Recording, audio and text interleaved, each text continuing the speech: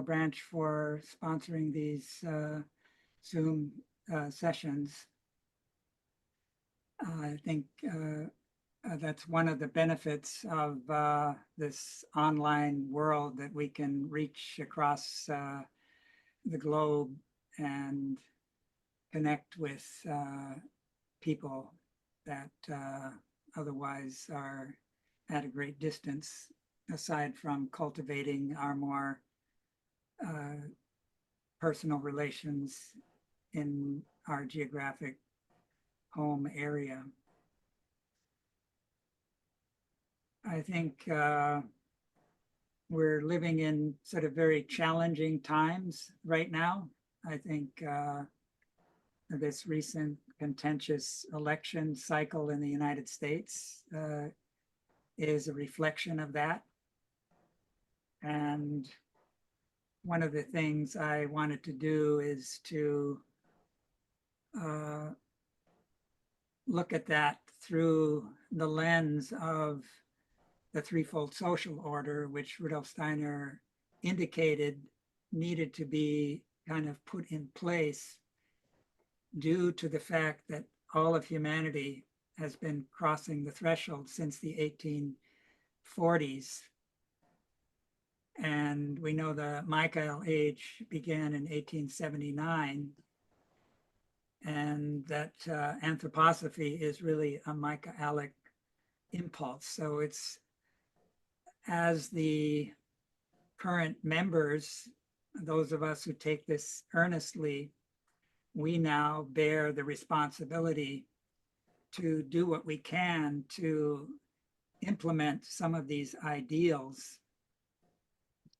And when this threefolding happens, and let me bring again a slide having to do with the threshold.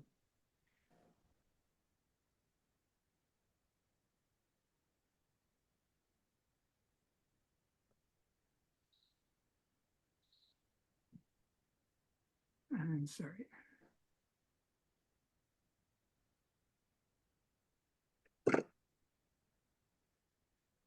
So according to the priest cycle that Rudolf Steiner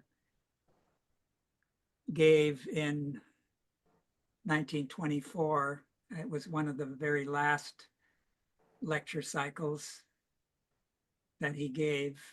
And this was to the priests and the Vorstand members. It was by invitation only. And for quite a long time, the priests kind of held this document in their closed circle. They didn't really want to have it published initially. Of course, as with many other things like the first class lessons, everything is finding its way into print and generally available. But in that cycle, which I've pointed out before, in the 13th lecture, I believe there's 18 altogether, he speaks of a consciousness soul interpretation of the book of Revelation that is very different from the one he gave in Nuremberg in 1908, as well as other cycles devoted to the book of Revelation in earlier years. In that 13th lecture, he speaks of how the period we're in now can be seen as the time of the trumpets, and that the sixth trumpet began to sound in the early 1840s, and that the seventh trumpet would begin to sound at the turn of the millennium, which we've passed since the year 2000.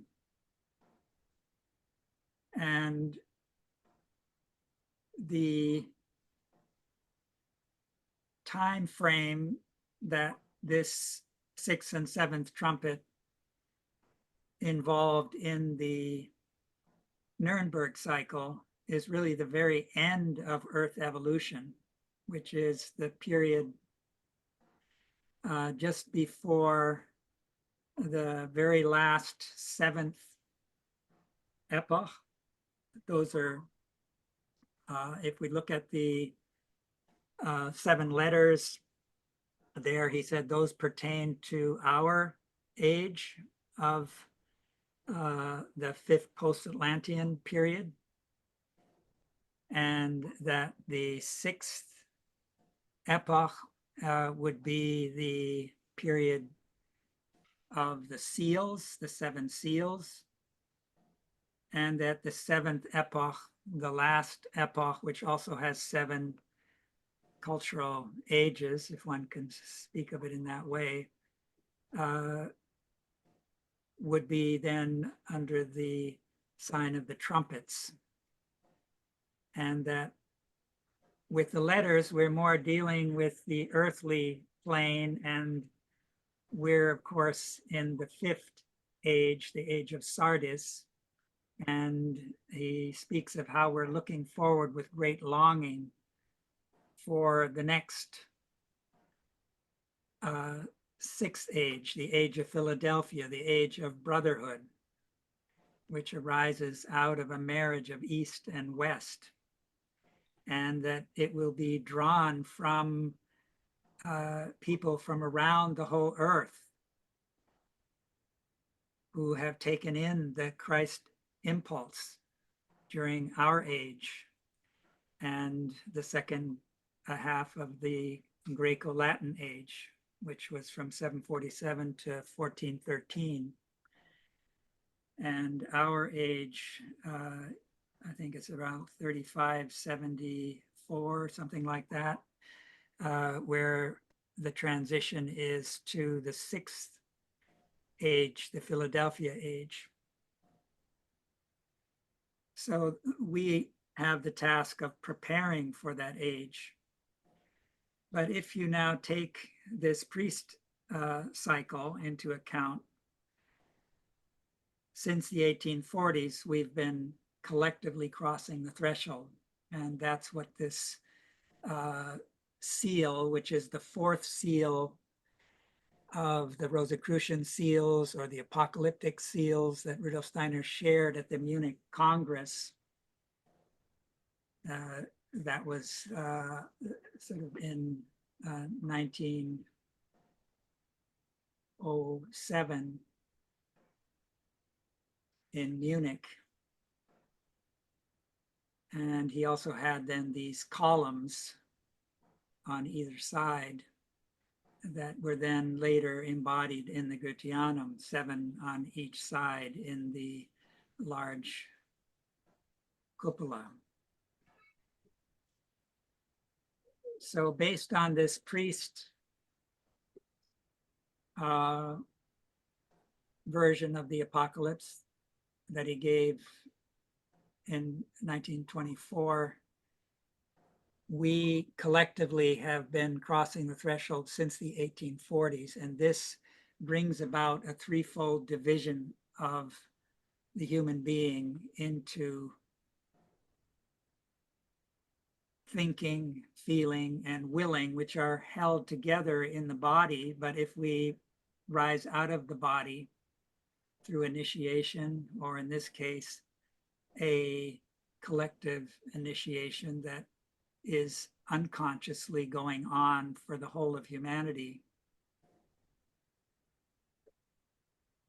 this 3-fold division then calls for an earthly reflection. And this is why Rudolf Steiner brought forward the 3-fold social order. Now, in that priest cycle, he gives some further indications regarding this imagination, which occurs in the 10th, and you could add the 11th chapter. He describes how not only does this thinking, feeling, and willing happen on the level of the individual, it happens on the level of humanity as a whole. So he speaks of how you have, on the one hand, the cloud people, These would be the thinking people who have a special gift in that direction. That would be the peoples of the East. And the northern part of the East has a special task in that regard. And then you have the rainbow related to the people of Middle Europe, the feeling people who have the task of bringing about a balance between thinking and willing. And then you have the will expressed in the pillars, and they're sometimes described as fiery pillars, one on the water and one on the dry land.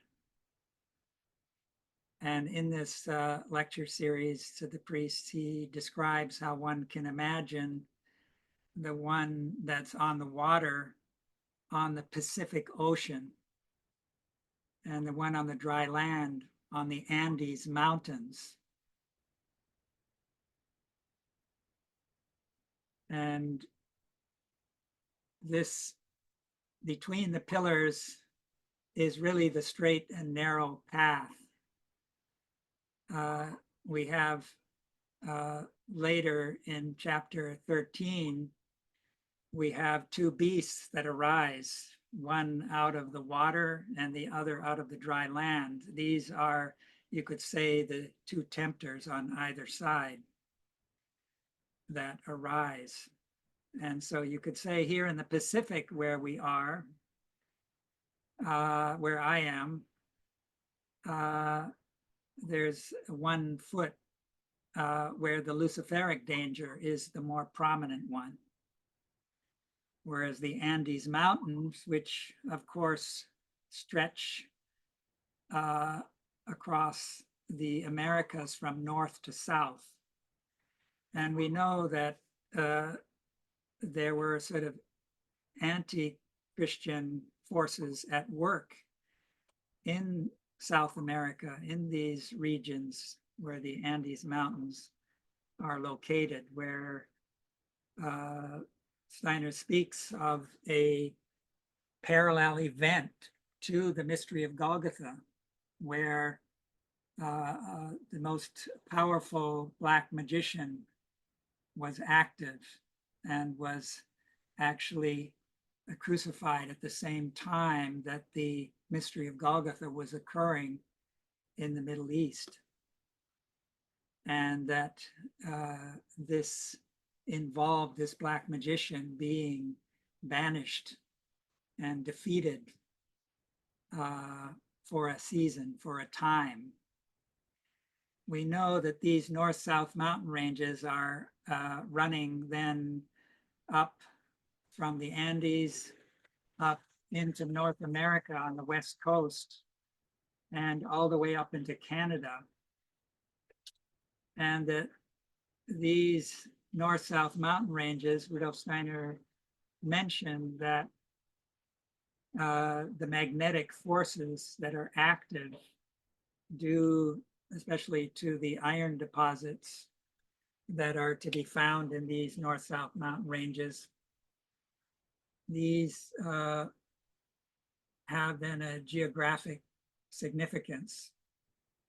And if we look at the United States, for example, we have the San Andreas Fault, we have the region where Silicon Valley is located, where a lot of the inventions that have to do with the new cyber world that we're facing, that you could say has something to do with this two-horned beast.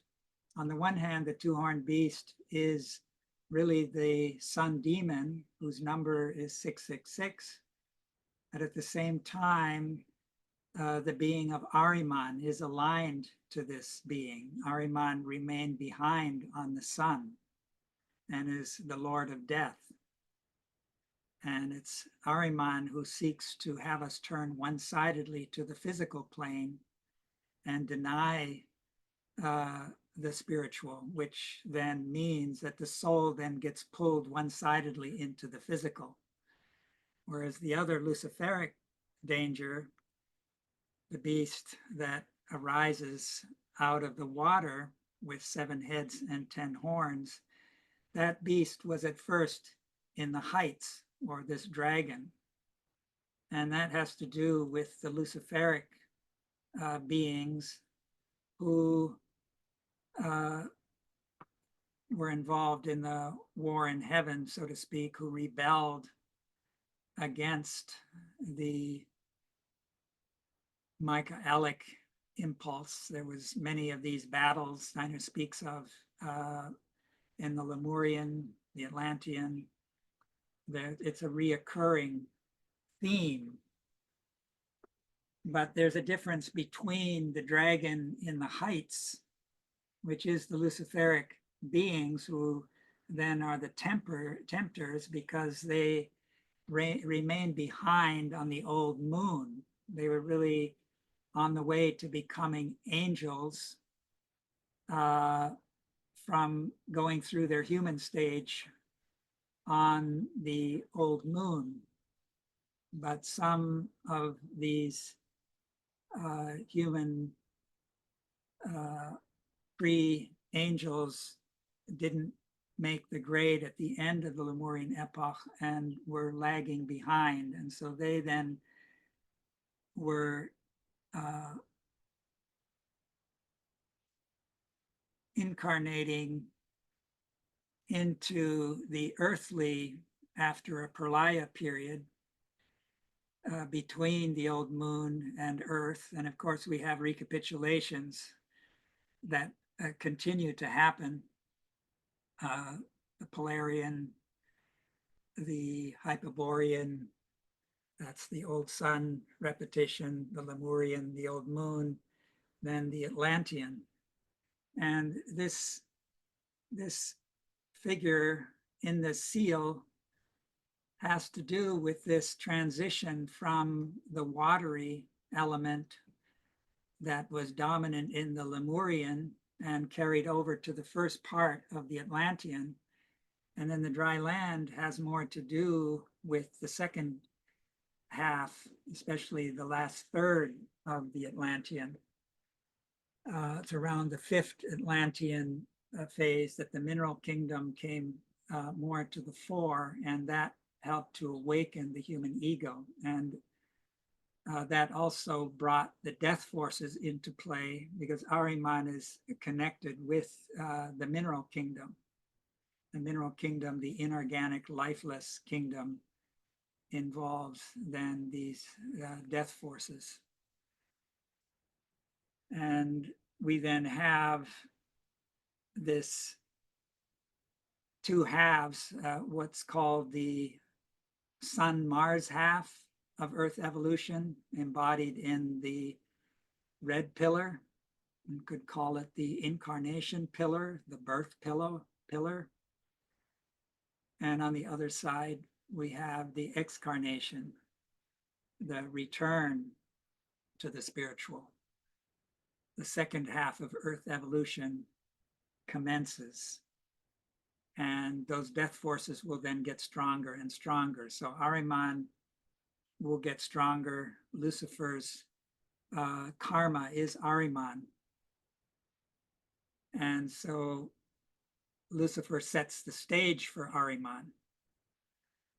And yet the Luciferic beings have a gift that they've given us, which, after having entered into the human astral body already in the Lemurian period and helped to precipitate the fall, the expulsion from paradise, they nevertheless helped to awaken what eventually developed as human freedom.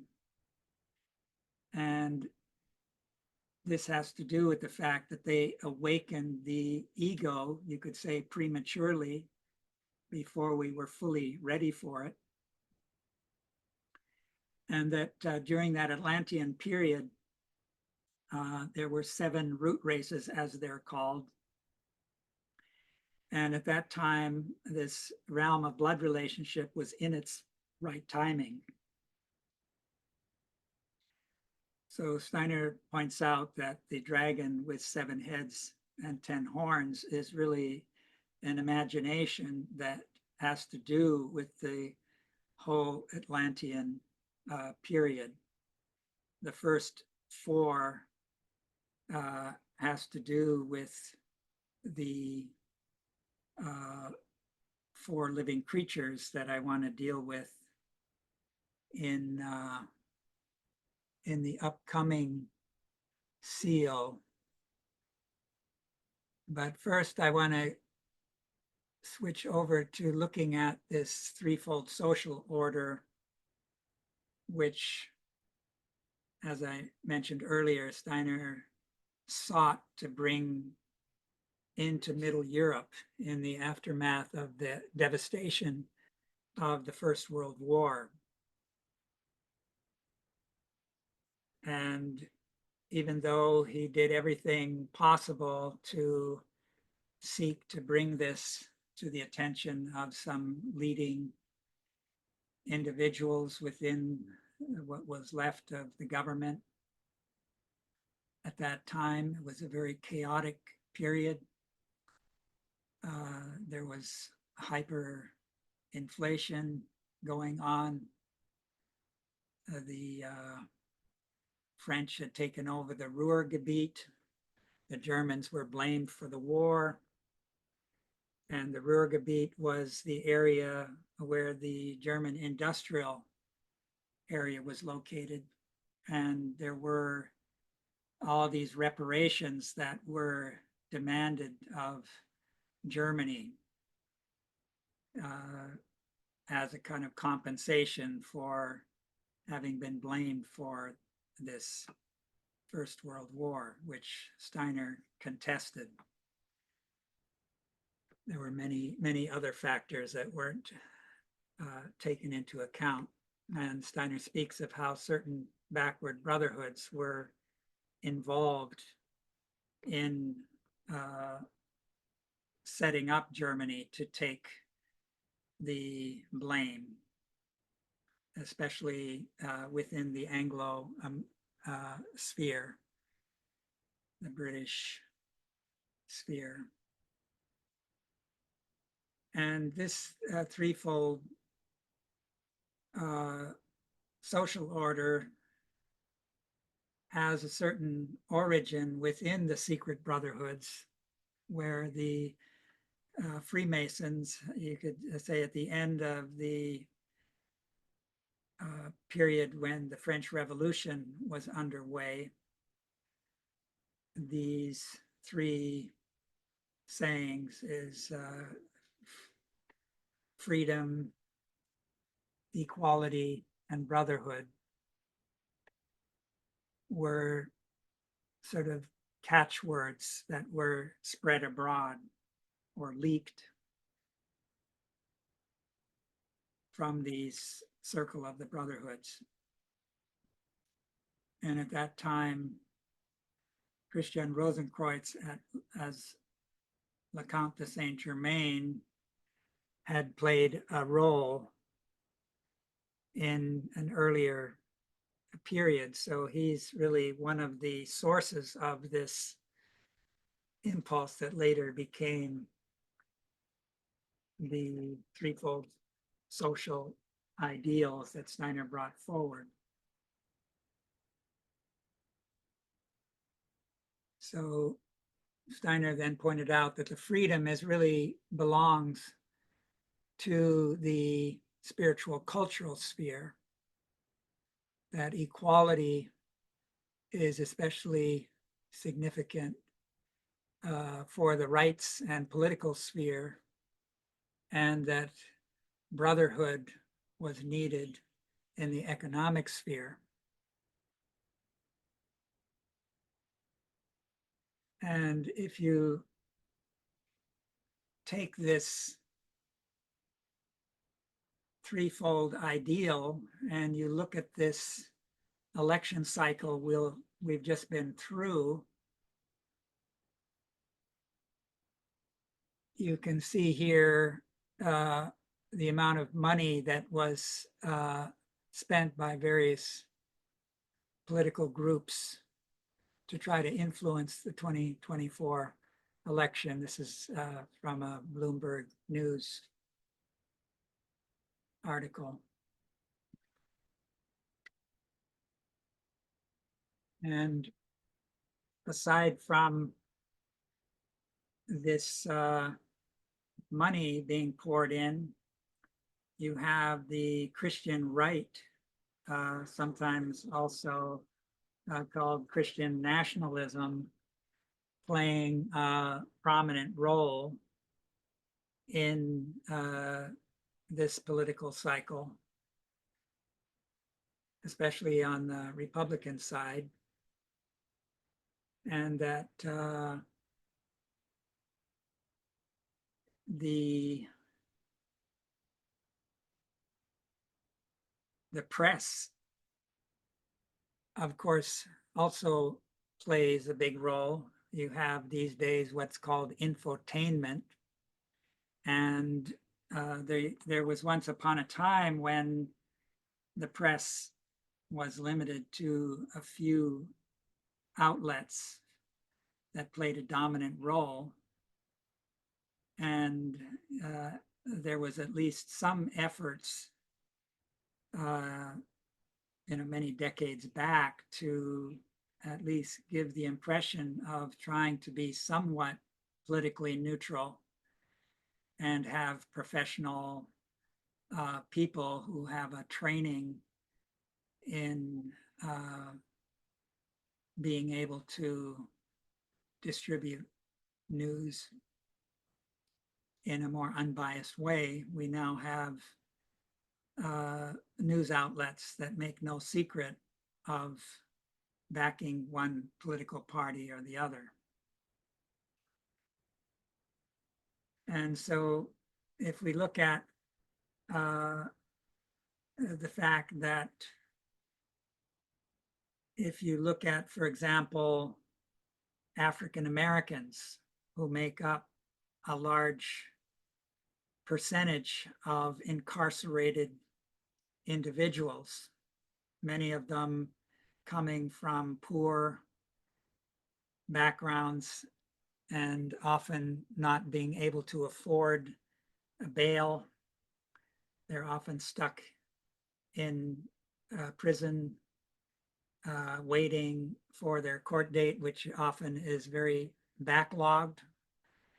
And then you have multi-billionaires who can have a team of lawyers to defend them against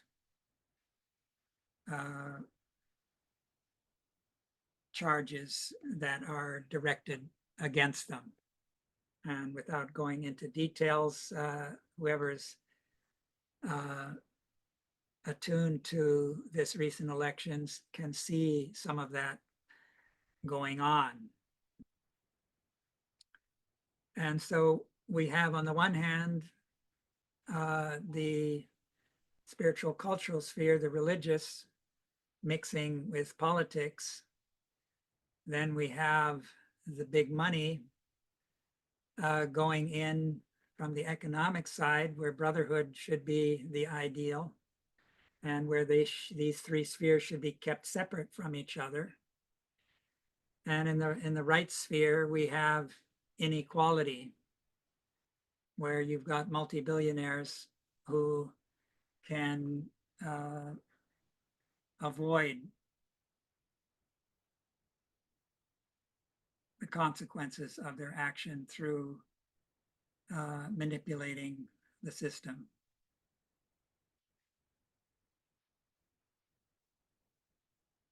So one of the pictures that Rudolf Steiner gives is that he says that the Goethe's fairy tale, which made a big impression on him, he was given a copy by his beloved friend and mentor, Schröder, who was the one who helped him to get his position of editing Goethe's scientific work. He himself was a a Goethe scholar. And Rudolf Steiner indicated that this Goethe's fairy tale was the germinal seed out of which anthroposophy was born. And if we, those of you who are familiar with it, recall that fairy tale, at one point, the snake, green snake, goes down into the underworld, into a cavernous space after having eaten some gold, and is illuminating what otherwise was dark, and then sees three kings presiding, a brazen king, a silver king, and a golden king. And then there's a fourth king. And the fourth king is made up of mixed metals. So Rudolf Steiner indicated that this fairy tale was mediated by members of the Knights Templars who had been burned at the stake under the reign of Philip the Bell. They were cast into the spiritual world at a time when the Michael school was underway in the spiritual world. In fact, the tail end of it, where there was this great cultus or ritual celebration. And this fairy tale, according to Steiner, was kind of a miniature condensed version of this celebration that went on in the Michael school, which was a preparation for anthroposophy. And these three kings in the fairy tale represent these three realms of what is expressed in the threefold social order. And the fourth mixed metal is the one who combines them in a way that represents the past prior to this collective crossing of the threshold. The mixed metal represents the human being that still combines these three in the physical body. And that's really what the present state embodies, is this mixed metal. And in the story, there's the will-o'-the-wisps who represent the scientist. They kind of are hungry for these metals of the mixed king, and they eat away at them. And so this mixed metal fourth king is weakened. So as human beings enter this consciousness soul age, this trifold state that combines the three at a time when they should be separated into this threefold social order where they have a certain autonomy, this becomes very unstable, meaning we're close to a point where we can predict that this mixed metal king, the fourth king, will no longer be able to hold itself.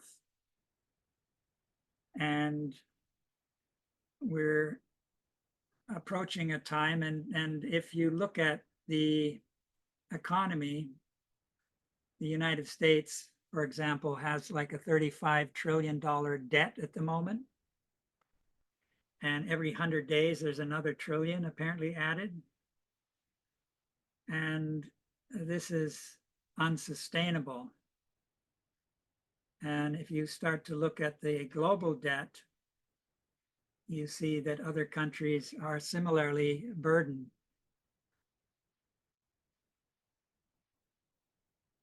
And before I go on, I wanted to single out Elon Musk, who I've referenced once before, by showing him on the one hand with his face, on the other side we have this Star Wars figure who turned to the dark side, that you can see in this man who's the richest man on the planet, having bought formerly Twitter, now X, not for 45 million, but $44 billion. That's a huge sum. He got other people to contribute.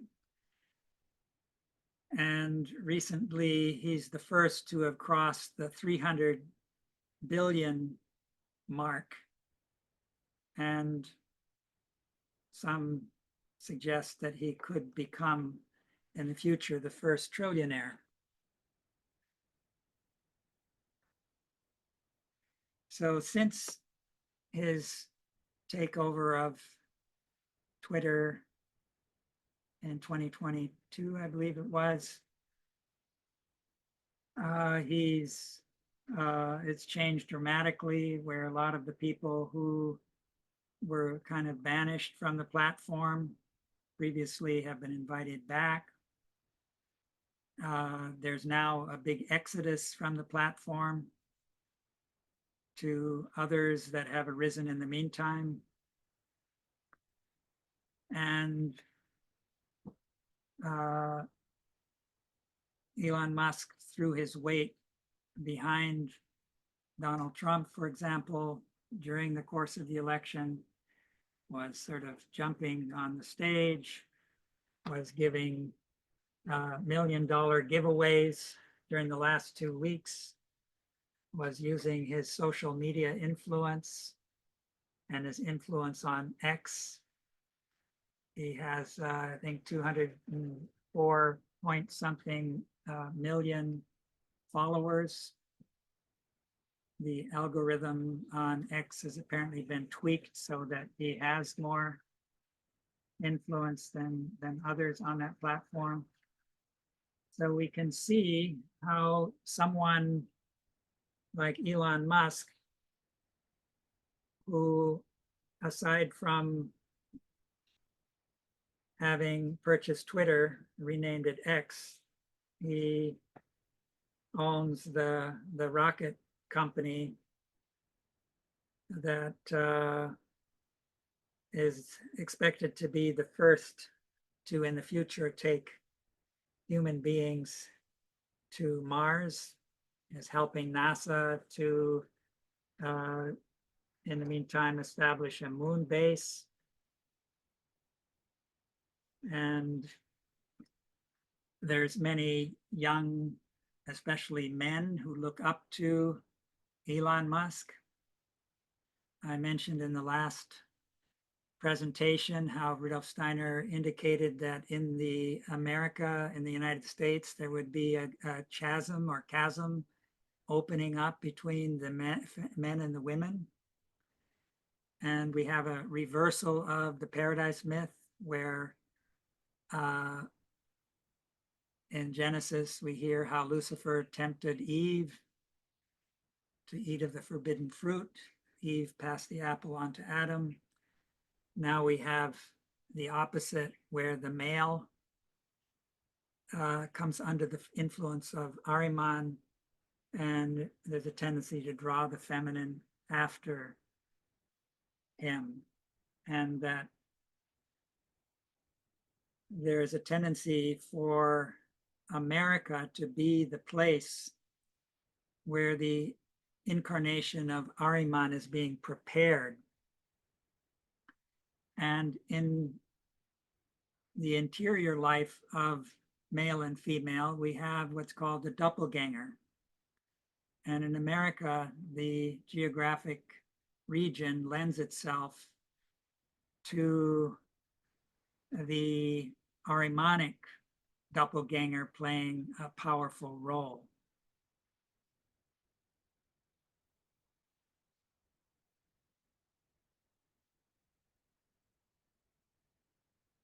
So we have then the danger of overshooting the golden mean between the masculine and feminine in a downward direction.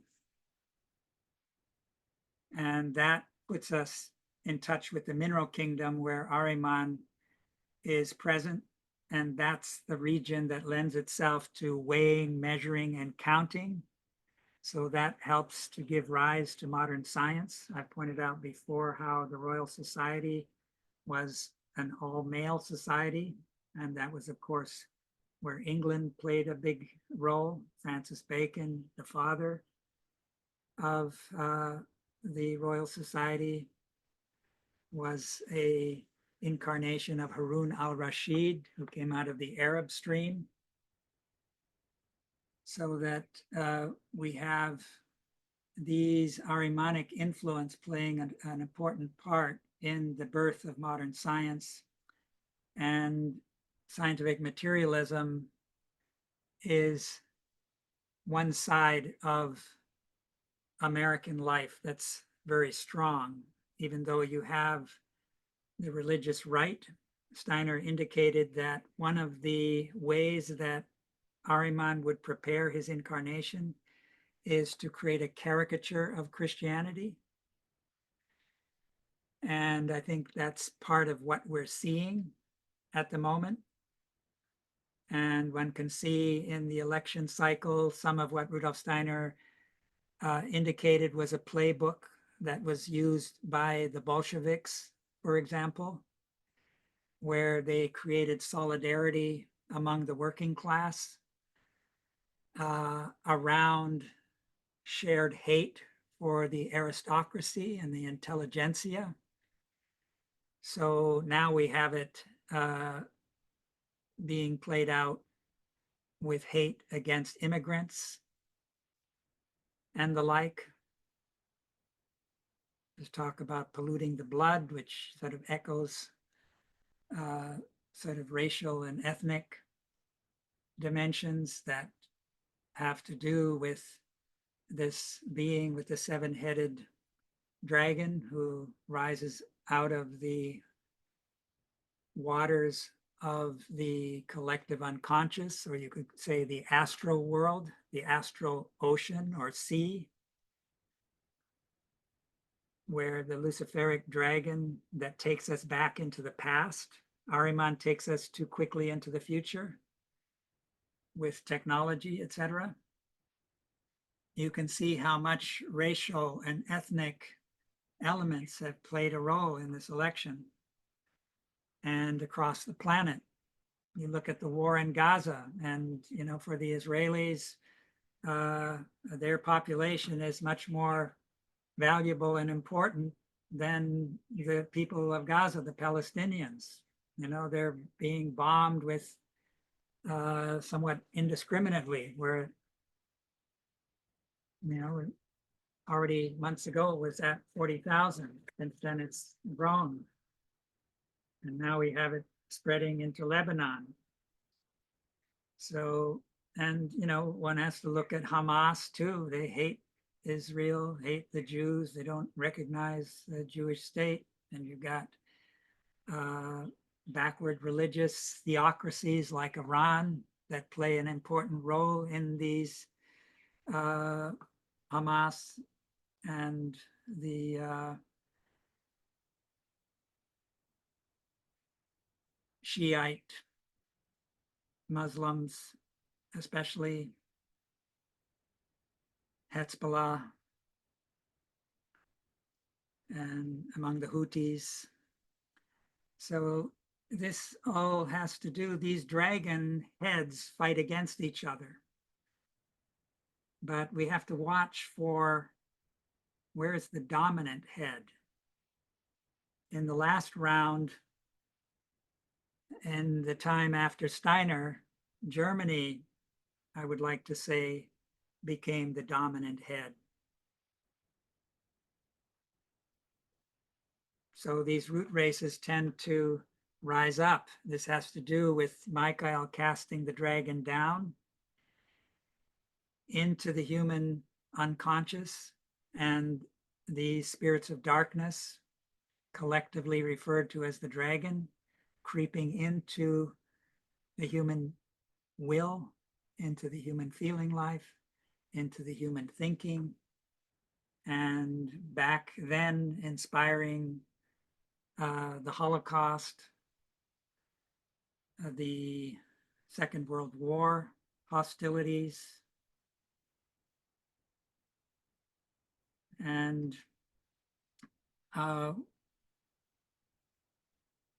we can see the earth is suffering with the effects of climate change. We hear about the woke and the anti-woke. Part of anti-woke is not believing in climate change. And you can see how oil companies are involved in helping to propagate that because it's to their interest, and especially appealing to people who are uneducated, who are used to not thinking for themselves. That's part of the problem with modern education, which would fall under the sphere of freedom and the spiritual cultural sphere, where Waldorf education has an important role to play.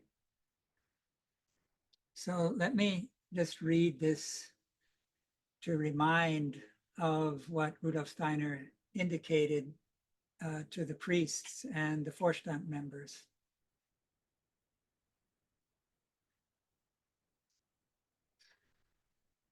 The revelation of the apocalyptic book thus contains the beginning of an initiation of Christendom. This revelation is a kind of early stage of an initiation, not for individuals, but for the whole of Christendom. And individuals can prepare themselves for participation in this. And when this revelation is rightly taken in, when this grand prophetic vision of evolution is rightly taken into the astral body, and especially into the I organism, then I and astral body will carry this revelation, which comes directly from the spiritual world and is actually a direct verbal revelation, including visions. Then I and astral body will carry it out into the world of the earth's aura when they are in the sleeping state. This means, dear friends, that all those who have taken the book of Revelation into their inner understanding have gradually been enshrining it in the ether of the earth's aura, so that now the presence of Christ working on in the earth's aura provides this aura of the earth with its fundamental keynote.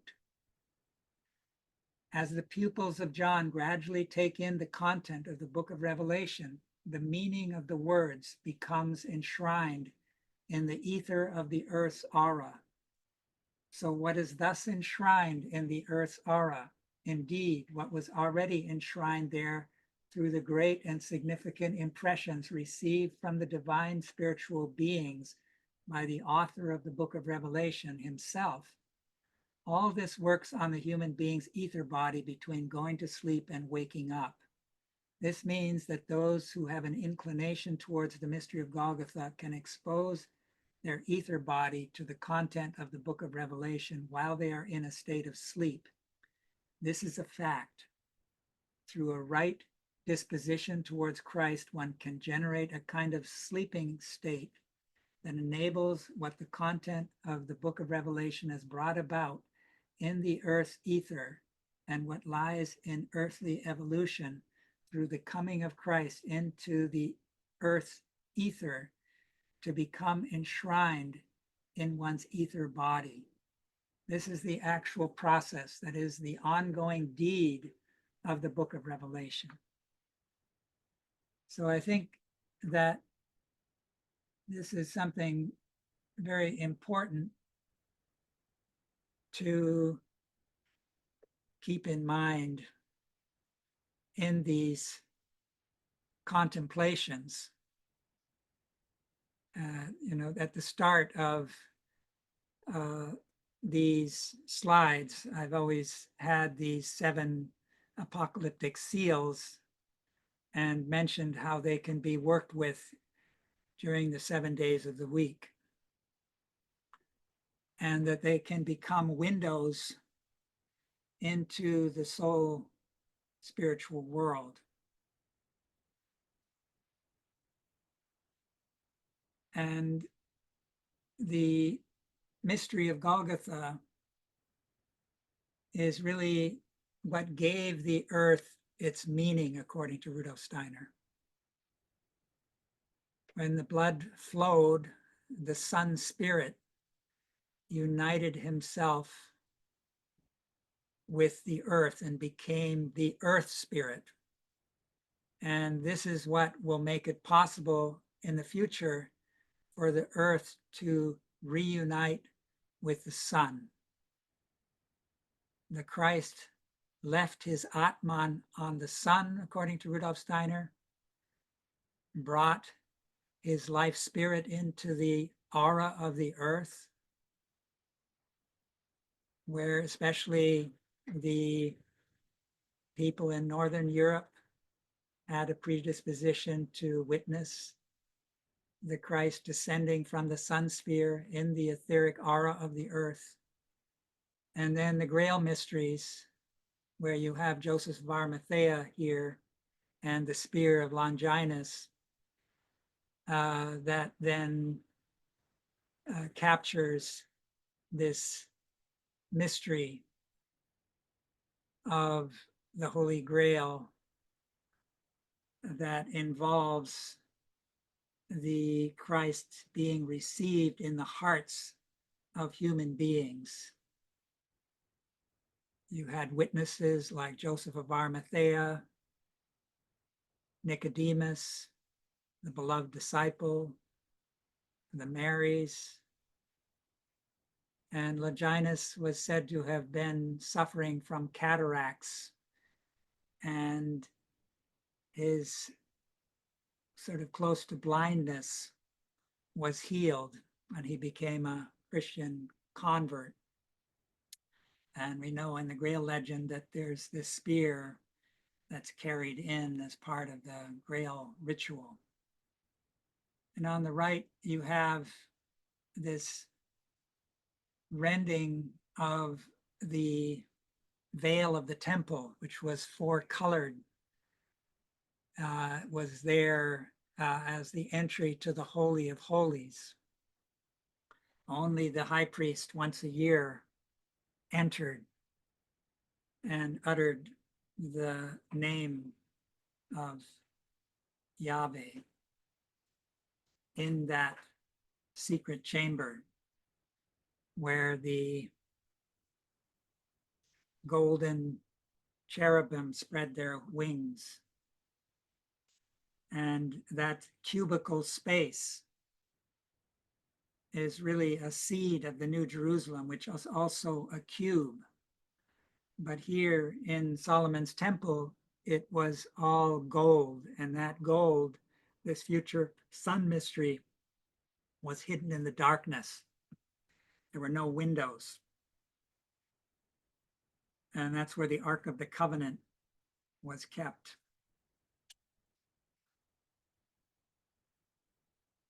And so these 4 colors of the veil represent the 4 elements that make up earth, air, water, fire, behind which stand the elemental beings. So that the secret of initiation that had been hidden in the mystery centers now was opened up, but as an event that had not just human, but cosmic significance.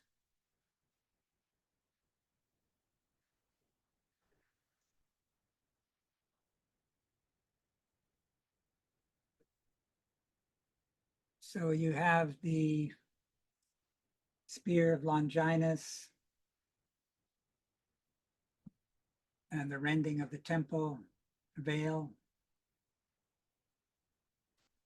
Holy of Holies. And I've in the past indicated how the pillars, which we saw earlier in the fourth seal, they have a red pillar with the J on it, a blue pillar with the B on it. This is related to Yachim and Boaz, which were the names of the pillars that led into Solomon's temple that Hiram Abiff had helped to erect. And that this has also to do with the mystery of Cain and Abel, the mysteries of birth and death, incarnation, excarnation, in-breathing and out-breathing. The mystery of the Logos, the word, has to do with out-breathing. If with the in-breathing, we can receive inspiration from the right source, our angel that's overlighted at this time by the Michael archangel, then we can speak. The micro logos can live in us.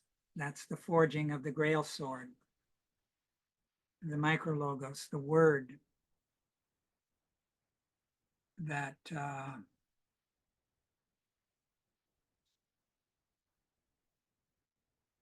spoke for 3 years on the physical plane. You could say this, the 6 Elohim that descended at the baptism, and the 7th Elohim, you could say, was there in the Jesus vessel. The Yahweh being prepared that vessel. So this is a reminder. Rudolf Steiner gave this in an esoteric lesson with the event of Golgotha, when the blood flowed from the wounds of the great Redeemer, when the cosmic heart's blood penetrated the earth and its forces poured down as far as the center. The earth became illuminated from within, and light rayed outwards into the surroundings. The opportunity was then given to every single human individuality to experience this light within the self. When the earth became the body of the great Sun Spirit, through having been impregnated with his spirit powers, all the beings on earth were equally endowed with these forces. The seed was planted for the reunion of sun and earth. The physical body of Jesus of Nazareth was the mediator through which the powers of the cosmos were united with the earth aura. And when the blood flowed from the body on Golgotha, the earth was taken up again into the sun power. Since then, this Christ power streams from its center into the surroundings, and from the sun, Christ power streams into the earth. One is able to experience this power, this light within oneself as a human being when one knows oneself to be a part of the earth, which as Christ's physical body is infused with his being. Then the white light streams towards one from within oneself as it streams out from the center of the earth. So the earth has been given a new organ, you could say, and we hear that the Christ descended into the underworld, and the old 7 stages of Christian initiation have to do with those 7 layers of the interior earth that were penetrated. So the realm of the dead was illuminated. And Steiner often talked about how in the Greco-Latin time, there was the saying, it's better to be a beggar in the upper realm than a king in the realm of shades, that realm had become very much darkened. So we could say that here, these 7 stages of Christian initiation, I would like to add that the 8th layer, which is here called the fragmenter, is where the battle between Cain and Abel originates. And by raising Lazarus from the dead, which involved a communion between Lazarus, who had been Hiram Abiff, a representative of the Cain stream, and John the Baptist, whose parents were both of the priestly stream, of the Abel stream, uniting, incorporating him into this communion to where the two became one for a season, which was a lengthy life period. You could say this happened when Lazarus was about 30. So it was about, he lived to be over 100 years old, according to legend. So that was a prolonged period of communion. And this healing of the rift between Cain and Abel was brought about. And then this beloved disciple who united those two was beneath the cross and underwent a second initiation there. So that this healing of the rift between Cain and Abel allowed the Christ to cross over that 8th level of the interior of the earth. The Rosicrucians spoke of 9 layers of the interior of the earth. So the core of the earth is then where the Christ established his throne. And that center of the earth is what I have sought to identify in other presentations as the equivalent of what the pineal gland is in the human head.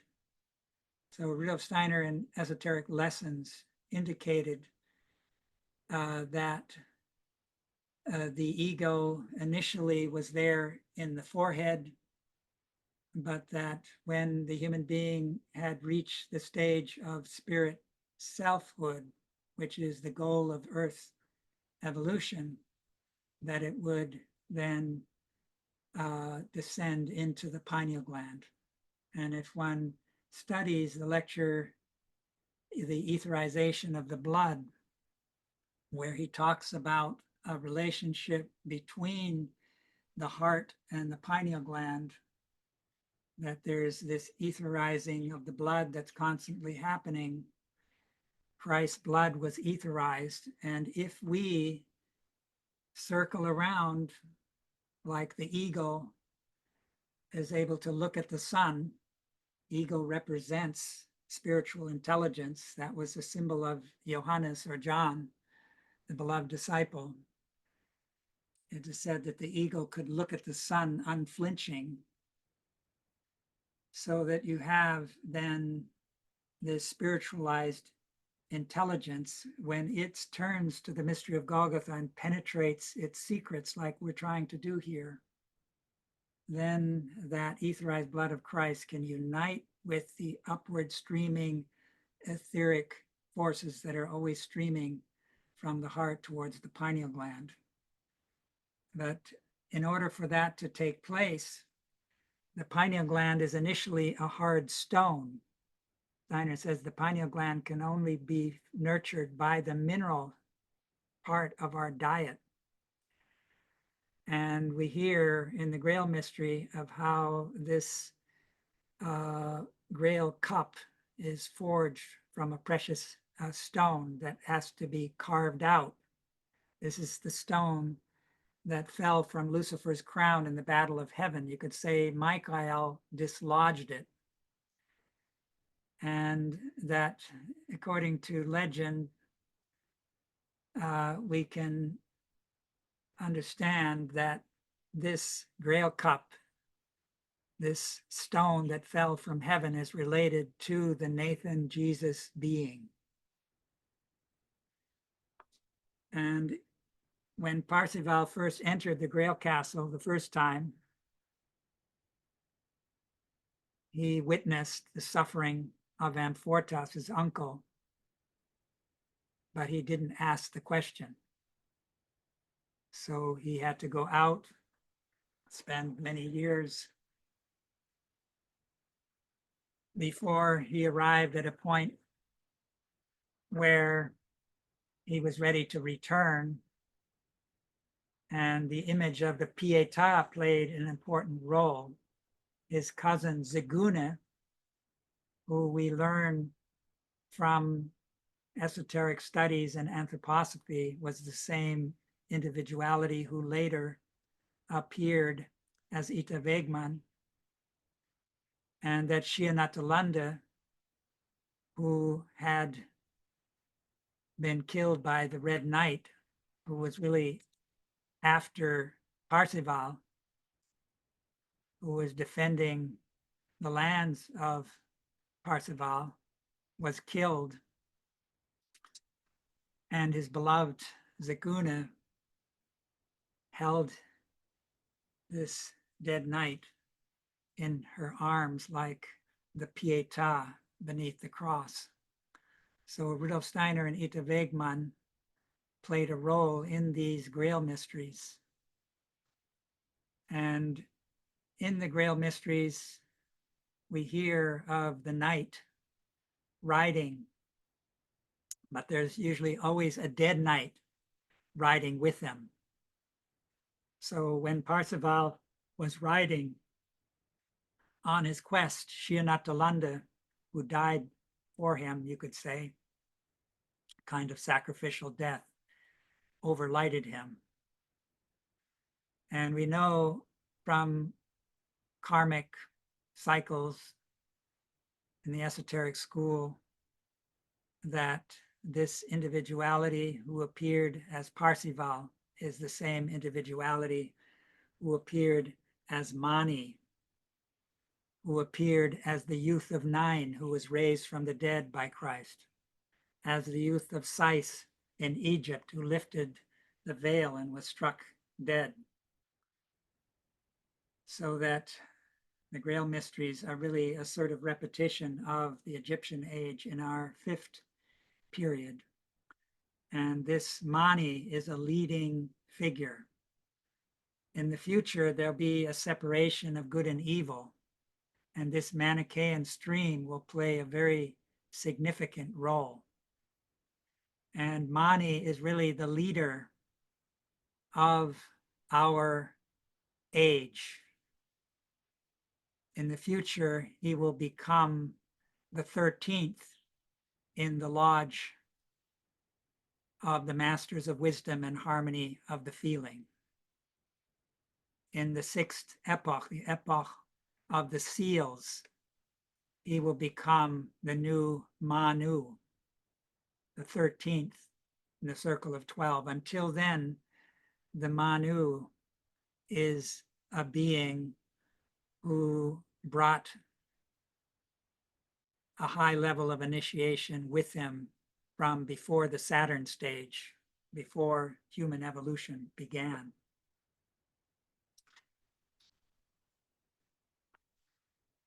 So the Christ underwent the mystery of Golgotha, overcame death, you have the resurrection, the Easter mystery. The Grail moon shows that there's a cosmic dimension to the Grail. On the one hand, you have the Pietà. On the other, you have the moon in the heavens. The moon with the sun in it is the Grail vessel. Let us place before ourselves the mother, thought of as a virgin with Christ on her lap, and let us then make the statement, you can have feelings of holiness before this image. He feels himself to be standing before the Grail, the holy chalice, the moon mother, now touched by Christ, the new Eve, bearer of Christ, the sun spirit, outshines all other lights, all other gods.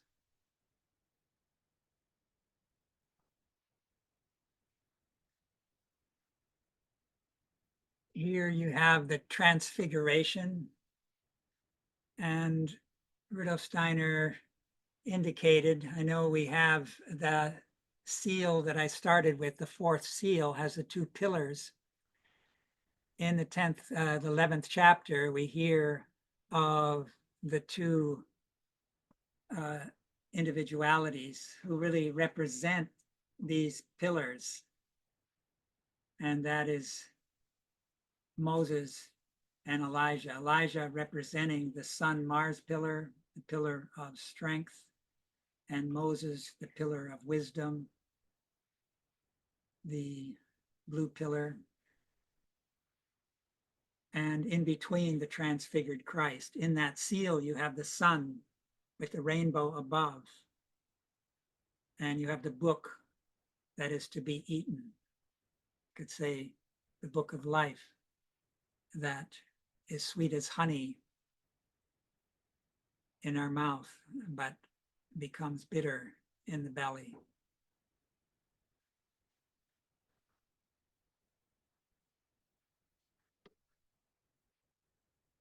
So the second apocalyptic seal is kind of pivotal. We've spoken about it before. We have the image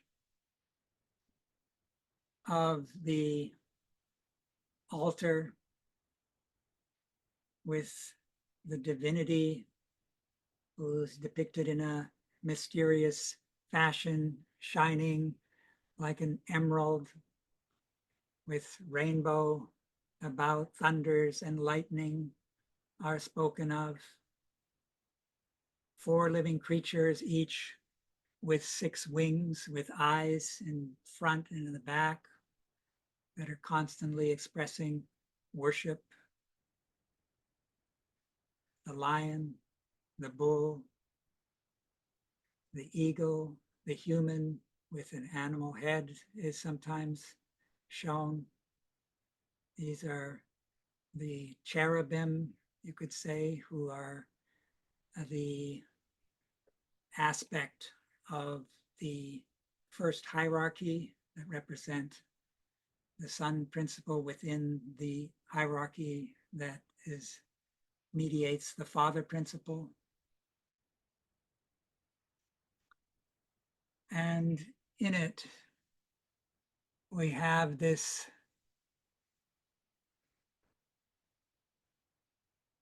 proclamation.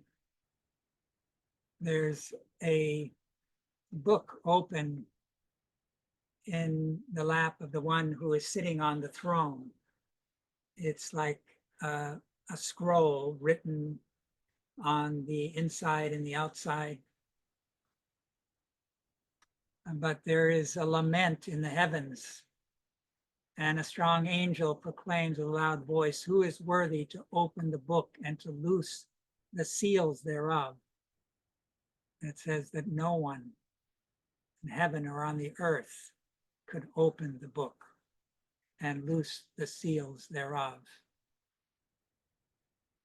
And John describes how he himself is drawn into this lament and is in tears.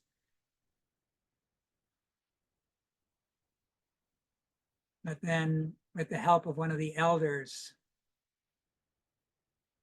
he's told that the lion from the tribe of Judah has succeeded in opening the book. But instead of the lion, John beholds a lamb, the lamb that has been slain. So it's the sacrificial lamb that embodies then the Christ principle, who's gone through the gate of death and conquered death. In the first seal, he's referred to as the Alpha and the Omega, the first begotten of the dead. And he's the one who holds the seven stars in his right hand. He rules over the sevenfold cycle from Saturn to Sun to Old Moon, the two halves of the Mars cycle, the future Jupiter, Venus, and Vulcan. So he's the solar logos who descended through the baptism, spent 3 years in the body of Jesus, and underwent the mystery of Golgotha, united himself with the earth.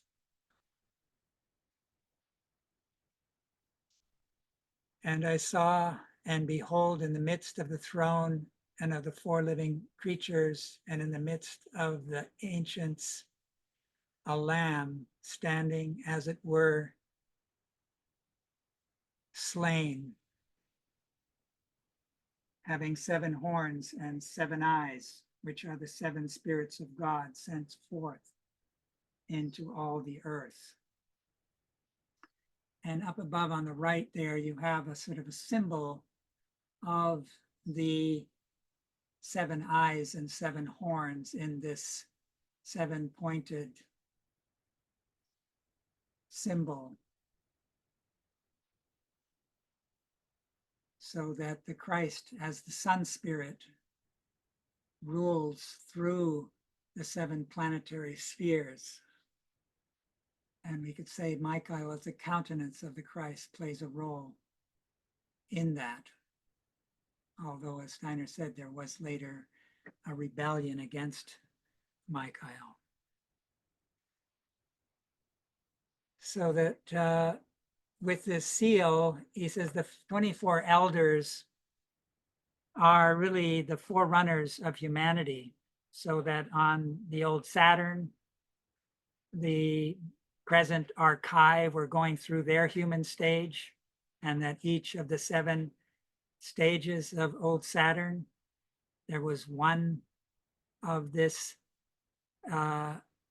group who became ripe to reach the human stage.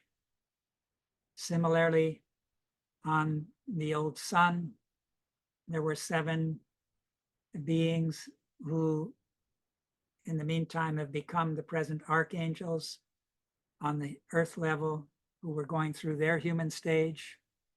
So each of those sun stages involved certain beings reaching that human stage in another form. Obviously, there was no mineral kingdom at that time. It was more a gaseous, airy, light-filled region. And then in the old moon, again, it was the angels now who were going through their human stage. So again, there were 7 that went through the human stage during that cycle.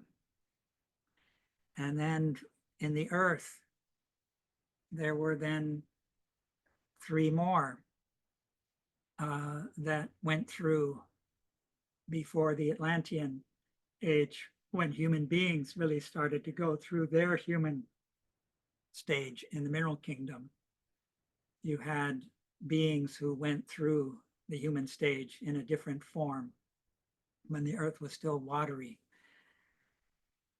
and filled with mist, etc. And that these elder brothers of humanity he refers to as the 24 elders who surround the throne.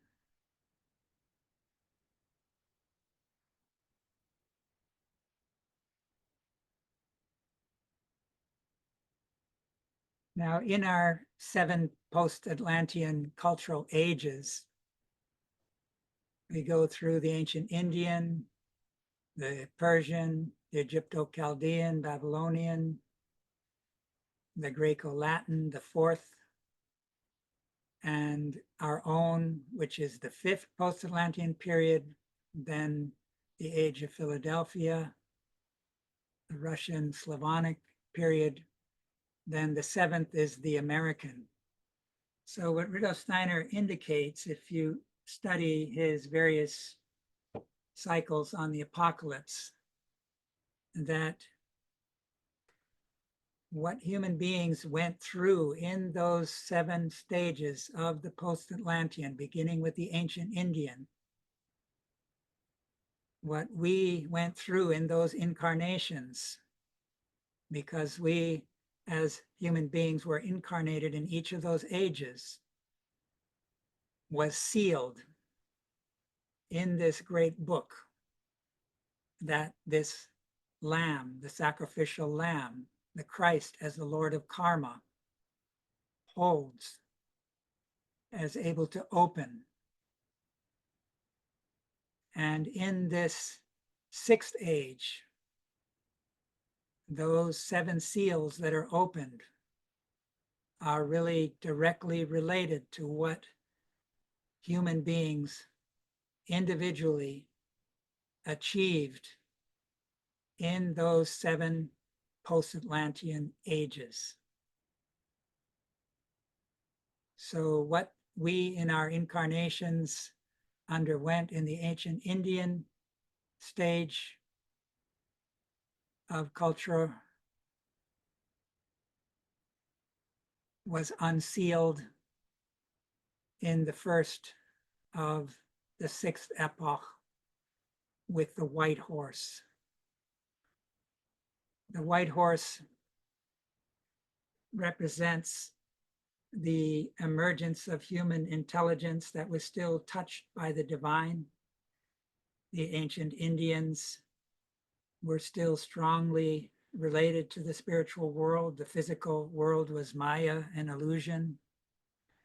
The holy rishis played a significant role in inaugurating that under the guidance of the Manu, who had carried the ether bodies of those who led the Atlantean oracles over from the Atlantean period in the 5th age of Atlantis and preserved them in order to bring them back as a spiritual heritage through the 7 holy rishis.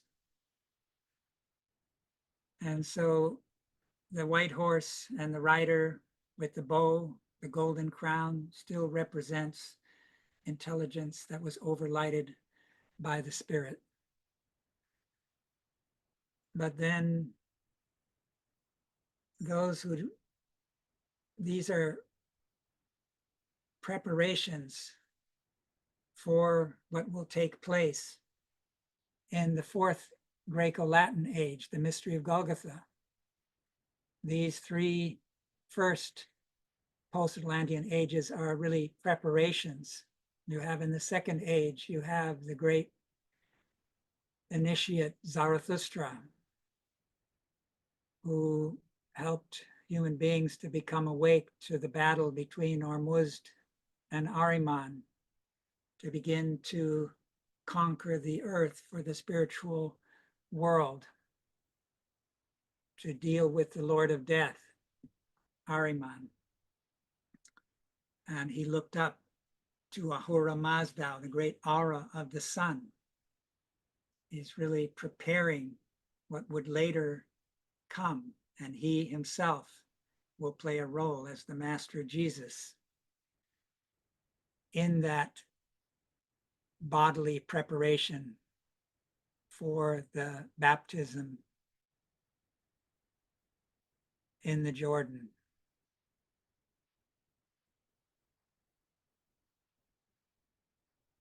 And then in the Egypto-Chaldean period, we have the mysteries of Osiris and Isis. These are sun impulses, often mediated by the moon. The Babylonian initiates still looked up to the stars and could read the cosmic script. You also have the early Judaic Hebrew stream playing a role there. All of these are preparations for the Christ.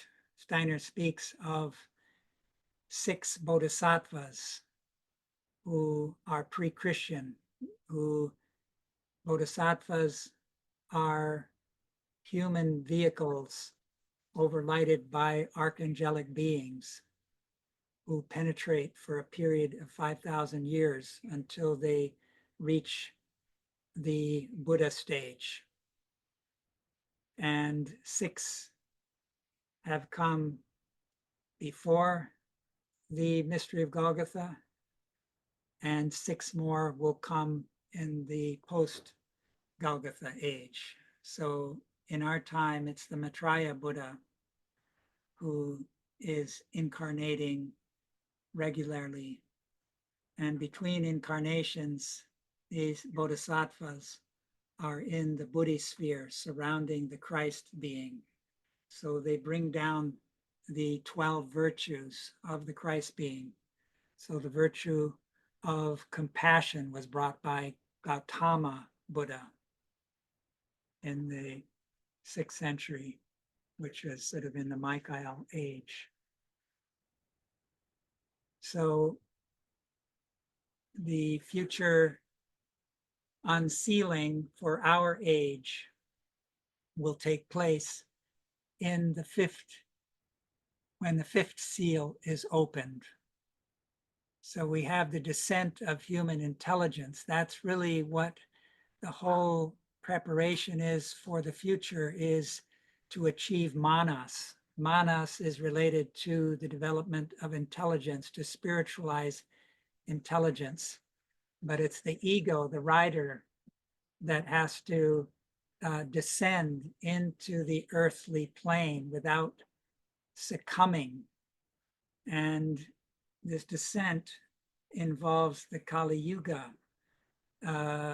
eventually from 3101 BC to 1899, where the old clairvoyance is lost.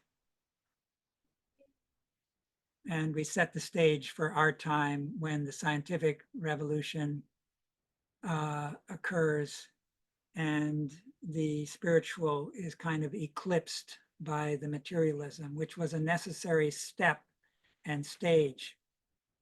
But Goethean science is the other side of that eclipse of the sun forces, the Michael forces, which won a victory in 1879 and began a new rulership and work through the anthroposophical stream. So we have the task of preparing the 6th age. So the 5th seal, if we look at the time before it leading up to it, the 3rd, so we have the white horse, the red horse, the black horse, then the pale horse. So intelligence related to this horse imagination, which has to do with intelligence, descends into the blood with the red horse, the iron, the sword, the luciferic enters.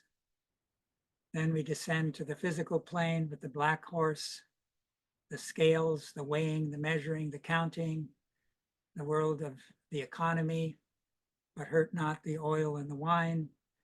There's still the sacred substance. But then Steiner indicated that when you arrive in the 4th age, beyond the midpoint of the 4th age, that's when humanity reaches a line that leads down when it's crossed into the abyss. So that's really the pale horse. That's why the Greeks said it is better to be a beggar in this upper realm than a king in the realm of shades. So humanity at that point began to descend into this abyss. And that's why death is the rider and hell follows after him. So with the fifth age, we really are called to raise intelligence back up again. But initially, you always recapitulate. And so the 15th century brought science and technology with the industrial revolutions, eventually celebrated materialism. And so it's an uphill battle that we're in the midst of. But in the fifth seal, which is related to our time being unsealed, what we have carried into the future will be unsealed in that future time. You hear of those with white garment. They're given white garments. They're under an altar. And they're saying, calling out to the Lamb, when will our blood be avenged? These are like martyrs, so to speak. And so you have those who really bear the ripe fruit of this fifth age that we're in now, are sealing what will unfold in that future age of the seals with the opening of the fifth seal, and be ideally human beings who are among those who are given the white garment, who are among those who are redeemed from the earth. And then the sixth seal, you have in the later part of it, the 144,000 before the four angels are loosed. A great angel comes forward and commands them to hold until those human beings have been sealed, who are really the ripe ones who carry the spiritual impulse that is really the fruit of the Russo-Slavonic Philadelphia age. What human beings will have accomplished then will be unsealed in that future unsealing in the sixth age of the sixth epoch. And then the seventh will be where the trumpets sounding is being prepared.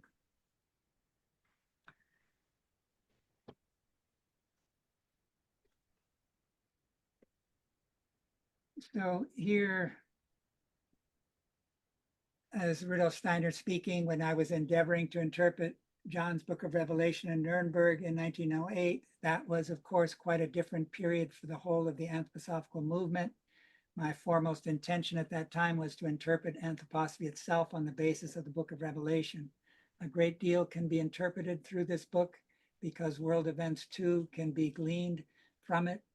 And at that time, it was important for these to be mentioned. But for you today, as I have already said many times, it is necessary to identify with the Book of Revelation in your eye and to look absolutely concretely at the real fact of how the Book of Revelation shows a whole range of events moving forward in accordance with the number 7. He went on to say that with regards to the consciousness soul age, we are living in the age of the trumpet sounding, not with regard to the development of the astral body, nor with regard to the development of humanity in general, which was more what my lectures in 1908 were about. We are living in the age of the trumpets sounding with regard to the development of the consciousness soul, which does not run parallel with the other developments, but as it were, edges its way into these. He gets more specific the sixth angel began to sound his trumpet at the beginning of the 1840s, and he will continue to sound it until the events I spoke about yesterday take place at the end of the 20th century, when the trumpet of the seventh angel will begin to sound. We're definitely already within the realm of the woes, in the realm of the consciousness soul as civilized human beings. We are in the second woe. That was back then. This was preceded for about 150 years by the fifth trumpet. We follow the trumpets backward in accordance with the number 7 in the era of the consciousness soul. We arrive at a somewhat earlier point in time. Here down below on Earth, the era of consciousness begins in 1413, but things get somewhat displaced. So earlier times also have an effect. So with the sounding of the trumpets, we go back to the time of the Crusades.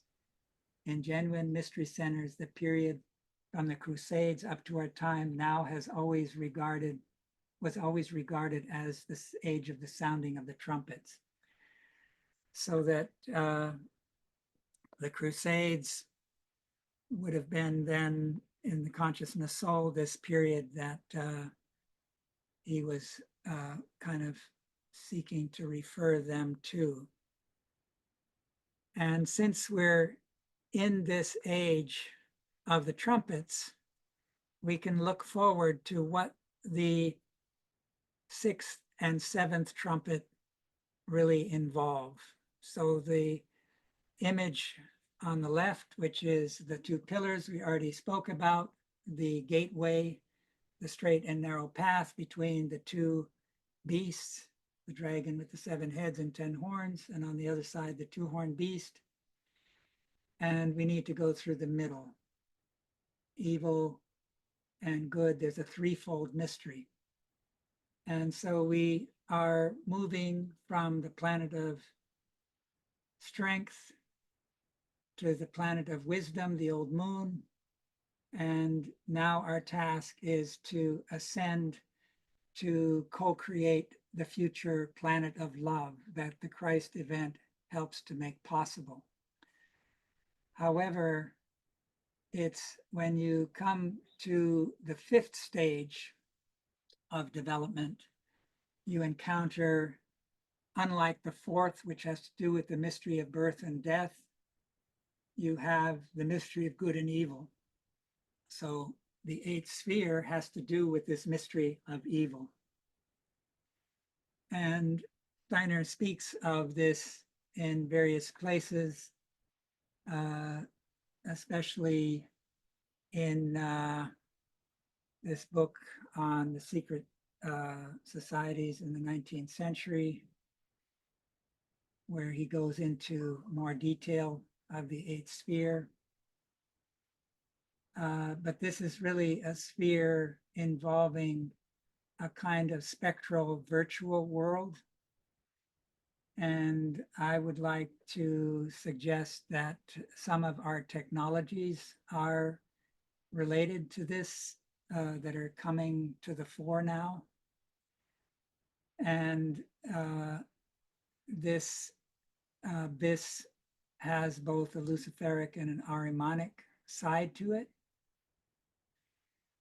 In the Christiana lectures, Steiner then speaks, here we have the concept of the 8th sphere. The 7 planetary evolutions correspond to the 7 bodies. Besides these, there is an 8th sphere to which everything goes that cannot make any connection with the continuous evolution. This already forms itself as a predisposition in the devachanic state, when a human being uses the life on earth only to amass what is of service to himself alone, only to experience an intensification of his own egotistical self. This leads in Devachan into the condition of a Vici, hell. A person who cannot escape from his own separateness goes into a Vici. All these Avicii men will eventually become inhabitants of the 8th sphere. The other human beings will be inhabitants of the coming chain of evolution. It is from this concept that religions have formulated the doctrine of hell. That's actually from Foundations of Esotericism. And then this latter part here, the writer of the Apocalypse turns his clairvoyant attention to the fact that these people who are becoming one with matter or using up the spiritual forces they possess like an old inheritance without joining company with Christ, such people would gradually lose devachan. Kamaloka would last longer and longer, and they would be captured, united with the gravity of the earth. And it's the occult movement of the 19th century where Steiner speaks in more depth about this. I just wanted to bring this theme of there's a fundamental essence of our material earth existence out of which all matter only comes into being by a condensing process. And to the question, what is this fundamental substance of our earth existence? Spiritual science gives the answer. Every substance upon the earth is condensed light. And if you ask, well, what is light? Light is thinking. In the beginning was thought. And behind the architecture of the universe is the thought of the divine logos, the divine architect, who was referred to as Vishwa Karman by the ancient Indians, as Ahura Mazda by the Zarathustra being in the Persian age, by Osiris, etc., by the solar logos. The task we have today is to grasp the esoteric in the purest element of thought in manas, spirit self, to comprehend what is spiritual in the finest distillation of the brain is the true mission of our age, to make this thought so powerful that it acquires something of an esoteric strength. This is the task that has been set us in order that we may assume our rightful position in the future. So Rudolf Steiner speaks of this thinking that if we bring moral idealism into our thinking, he speaks of this in the so-called bridge lecture, it brings warmth into the organism, in the air organism, sources of light, in the fluid organism, sources of tone, producing in the solid element seeds of life in the etheric, whereas theoretical thoughts cool down the warmth organism, paralyze the source of light, deaden the source of tone, extinguish life. So we need to recognize that the acceleration of the fall with the invention of the PC, with the Apple computer, which was sold for $666, there was a premonition that this was the biggest bite out of the tree of knowledge, the forbidden fruit. And Alvin Turing left us a legacy by committing suicide by eating an apple laced with cyanide.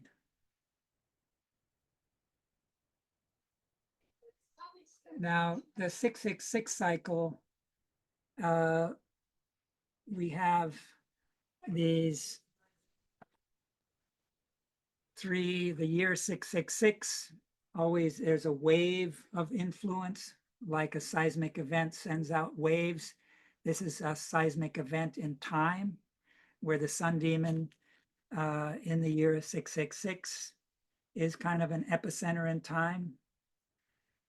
And then in 1332, we have a second seismic event where the sun demon comes into play.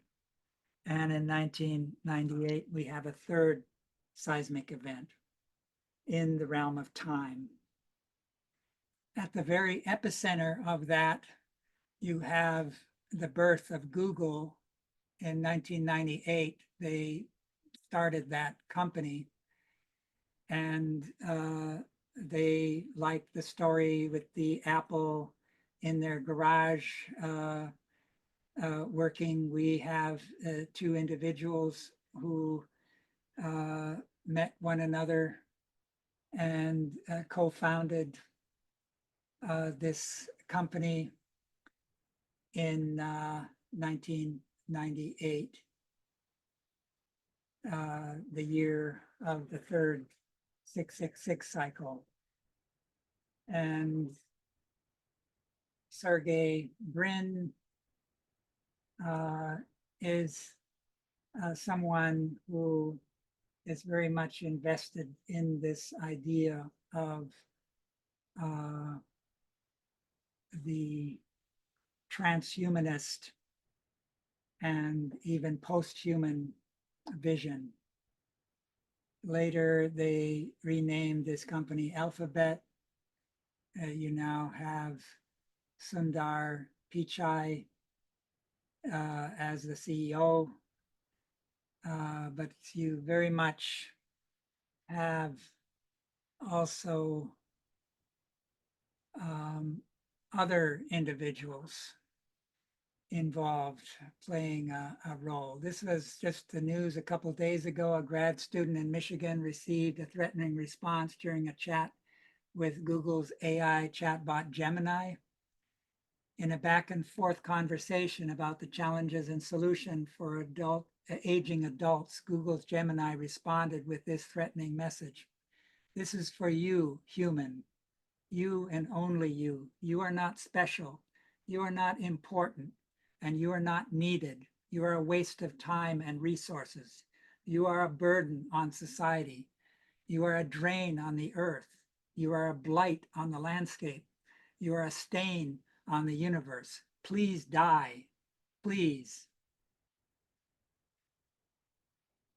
The 29-year-old grad student was seeking homework help from the AI chatbot while next to his sister, Sumita Reddy, who told CBS News they were both thoroughly freaked out.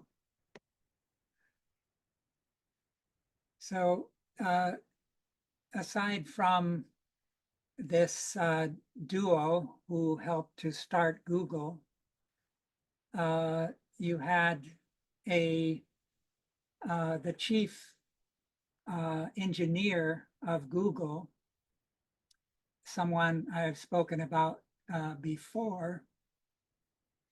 He's the author of The Age of the Spiritual Machines, which was published in 1999, really close to that epicenter. And he's one of the individuals who is involved in, I think, preparing this future incarnation of Ahriman on the one hand, and this descent into the eighth sphere. And he's written several books. It's interesting that he calls this computer age the age of spiritual machines. So there's almost like a religious dimension. The World Transhumanist Association, founded by Nick Bostrom, David Pierce, and Anders Sandberg, was founded in 1998. And there's various others who kind of followed later.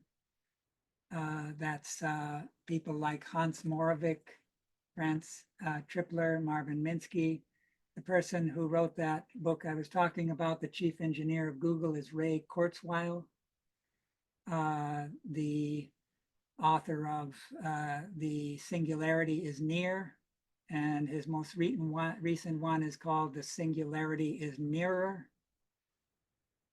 And I think these individualities like Hans Moravec and some of these others were individuals who attended Ahriman's counter school to the Michael school, just like those who have brought anthroposophy down attended the Michael school, those who are leading humanity towards transhumanism, posthumanism, and leading the charge into this spectral intelligence that is based on zeros and ones and subnature forces are really leading humanity into the eighth sphere. And let me look at time here. I know we're been going on a long time. So started at 3:30, 4:30, coming on 5. Let me then go through this a little bit more here. Here in this quote, Steiner is basically talking about if we contemplate thinking man in imagination, inspiration, intuition. On the contrary, this experience is exactly the same as one has in regard to light in the physical external world. Put accurately, it is like this. Man has a certain experience in connection with external light. He has the same experience in imagination in connection with the thought element of the head. Thus, the thought element viewed objectively is seen as light, or better experienced as light. Being thinking men, we live in the light. We see the external light with physical senses. The light which becomes thought, we do not see because we live in it. Because as thinking men, it is ourselves. You cannot see that which you yourselves are. If you put yourself opposite to it and can see the thought element as light, so that in speaking of the whole world, we may say we have the light in us, only it does not appear to us as light because we live within it. And because while we use the light, while we have it, it becomes thought within us. You control the light, as it were. You take up the light in yourself, which otherwise appears outside you. You differentiate in yourself. You work in it. This is precisely your thinking. It is working in light. You are a light being. You do not know it because you live within the light. But your thinking, which you unfold, is living in the light. And you look at the thought from the other side, you see altogether light. Think now of the universe.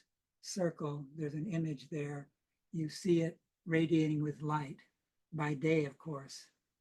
But in reality, you are looking at this universe from the outside. We now do the opposite. First, we have the human head, thought in the diagram, which contains thought in its development. Seen from outside, it is light. In the universe, we have light, which is seen by the senses.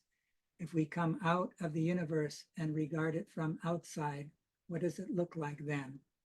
Like a web of thought, the universe from within, light from outside, thought, the head from within, thought from outside, light. So this is sort of an important picture.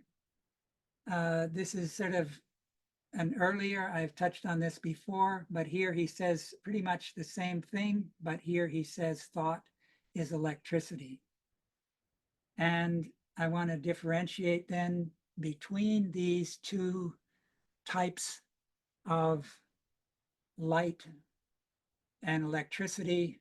You see, when we speak of electricity, we enter a sphere that presents a different aspect to the imaginative vision than that of the other sphere of nature. So long as man remained within light, within the world of sound, that is to say, in the sphere of optics and acoustics, it was not necessarily to judge morally that which appears in a stone, a plant, or an animal, either as colors in the sphere of light or a sound in the world of tones. It was not necessary to judge these things morally because he still possessed an echo weak though it was, of the reality of concepts and ideas. Electricity, however, drove out this echo. Modern physicist has conjured and juggled about with electricity in a strange way without the least suspicion. They imagine that the atom is something electric, and through the general state of consciousness of the present time, they forget that whenever we think of an atom as an electric entity, they must ascribe a moral impulse to this atom, indeed to every atom. At the same time, they must raise it to the rank of a moral entity.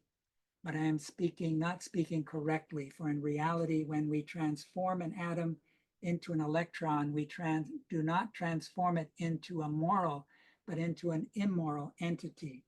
Electricity contains, to be sure, moral impulses of nature, but these impulses are immoral. They are instincts of evil, which must be overcome by the higher world.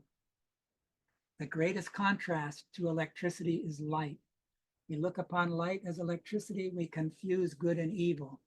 We lose sight of the true conception of evil in the order of nature. If we do not realize that through the electrification of the atoms, we transform them into carriers of evil, we do not only transform them into carriers of death, as explained in my last lecture, but into carriers of evil. When we think of them as atoms in general, when we imagine matter in the form of atoms, we transform these atoms into carriers of death. But when we electrify matter, nature is conceived as something evil. For electric atoms are little demons of evil. So I think myself here, there's differing opinions on this. I think the movement of saying, which modern science does, we're just higher animals, and the next stage is transhumanism, or uniting ourselves with the humanoid robot, perhaps, or linking ourselves to the computer to extend our memory into the Google sphere, for example. I think this presents a danger that I would relate to the eighth sphere. So above nature is supernature. The Christ is present in the etheric realm above the upper boundary. Steiner, in his last words to the members, spoke of the danger of descending into the world below nature, below the boundary of lower nature into subnature, and that the antidote was to rise as much above nature as we have descended below. And if you look at the world today, even among anthroposophists, and you ask yourself how successful we are in doing that, I think we're not that successful. So I've shown this before to show how this relates to the two cities of the New Jerusalem, where you have the woman standing on the moon, clothed with the sun, the bride, that's the communion with the sun that Christ prepared. But at each of the descending stages, certain beings remain behind. The Azurus, present Azuric beings on old Saturn, the archangels who became Ahrimanic on the old sun, the Luciferic beings on the old moon, and these are related to electricity, the backward angels, magnetism, the Ahrimanic archangels, and those who are related to that sphere of influence. And then the Azuric beings, Steiner referred it to the third force. Many anthroposophists point to atomic nuclear energy as the beginning of that, if not being that third force. Steiner indicated the more we use of that force, the more we would bring about the death of the planet. And because of AI and the tremendous amount of electricity that it demands, there's expected to be a tripling of the use of electricity between now and 2050. Hundreds of billions of dollars are going to be spent on powering these data centers, and the clean energy that is being looked at to make this possible is especially nuclear energy. And you can read about this in many places. But I think this downside, these subnature forces, are the substance of the eighth sphere that is below the threshold of nature. And if we one-sidedly unite ourselves with these forces, we're in danger of succumbing to them. So here I show, again, Steiner indicated in the Rosicrucian stages of initiation. The fifth had to do with the microcosm, macrocosm. The sixth with the expansion into the macrocosm. That includes those who are not yet born, those who are between death and rebirth, and those human beings are in the planetary spheres. Only on the earth can we gain the ego. And that's related, as I've tried to show in other presentations, to what the human head is microcosmically. So we've got two auras around the earth. One is the second coming of Christ in the etheric. The other is the subnature aura that we're amplifying, whether it's with the satellites that Elon Musk is sending up by the thousands, and Jeff Bezos wants to do the same. Instead of seeing those planetary spheres as the home of the hierarchies, they want to inhabit them physically. This is not the new frontier. That's really projecting subnature into the cosmos. That's the anti-cosmos. And these are the initiates, some of them who participated, in my view, in the Ahrimanic school. And they have a great deal of influence. And these individuals spoke of the new sphere, an emerging global brain around the earth. And they, I believe, were people who had some vision of what was coming. And this is a thinking sphere around the earth. But from what I just read you earlier from Rudolf Steiner, the contrast between thinking carried by electricity and thinking living in the light, the etheric light. This is then going down into subnature, into the world, especially that Ahriman is leading us into, with this race of technology that we will have trouble controlling, like you heard from that Google, Gemini. They don't need us in the long run. And if we don't put more guardrails on, which is going to be very difficult to do because money is to be made. This is the latest thrust in technology, and billionaires want to make multi-billions. So we have the task of raising consciousness into the sphere where the second coming of Christ is present in the etheric. And I know I've tried your patience. Those who are still with us, thank you very much. This imagination of the second coming is the realm we have to enter, picture consciousness, waking up in the dream state, only a level higher than waking dreams.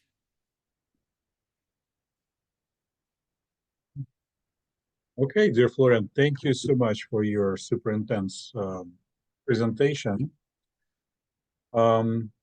So, do you have any strengths to answer questions? Yeah, I'm. Okay. If people can handle it, I'm fine. Yeah, if you can stop your sharing screen. Sure.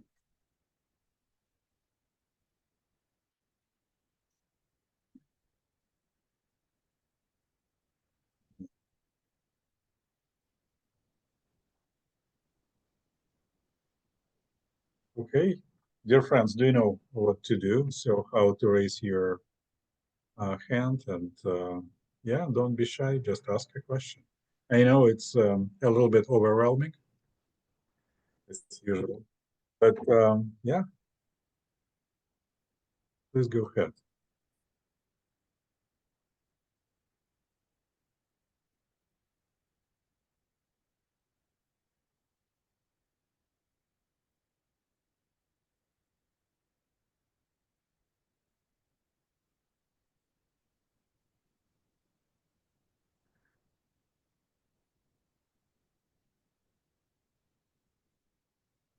So Florian, just like, yeah, I remember Ahrimanic school was mentioned by Steiner in the karmic cycle, and it's happened during second Michaelic school, right? Yeah, it's during the time where the Michael school was taking place. Steiner indicated that Ahriman took notice of this, and out of concern for what was going on in these higher spheres, that he initiated a counter school beneath the surface of the earth. Which is happened in early 19th century. Am I right? Yeah, I think in the late 18th, 19th century, that period.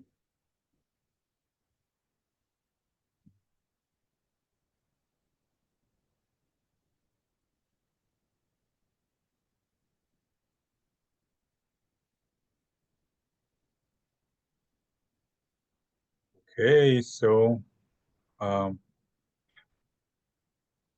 one friend is raising physical hand, so but I cannot see your real name. So yeah, just go ahead.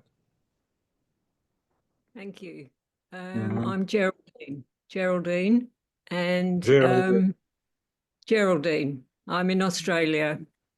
I just have a question regarding the seals that you talk about meditating on a daily basis. What more indications would you give around that? Well, I've been working with them. Uh, they can be related to old Saturn, old Sun, old Moon. The Earth is divided into two.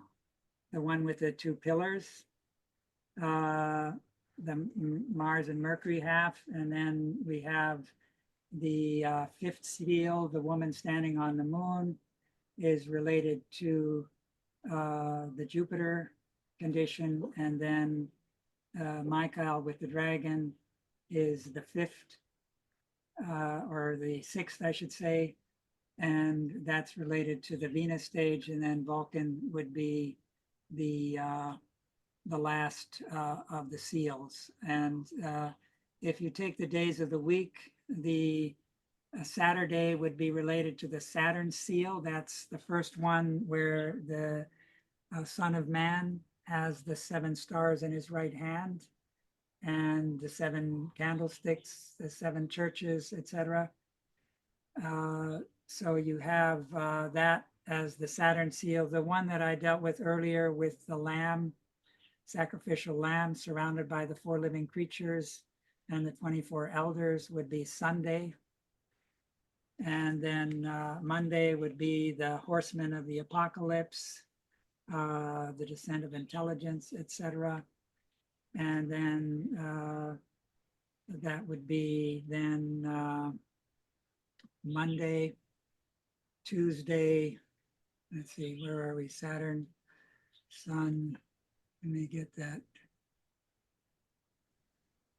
in front of me here. So you have the being with his seven stars, Saturday, then the lamb surrounded by the four living creatures, Sunday. Monday would be the horsemen. Then you have the two pillars representing the fourth stage. So that's Saturday, Sunday, Monday, Tuesday. Then Wednesday would be the woman standing on the moon, crowned with the stars. Thursday would be the Michael and the dragon. And Friday would be the seventh seal with the cube at the bottom, the rainbow, etc. So those are related to the 7 days of the week.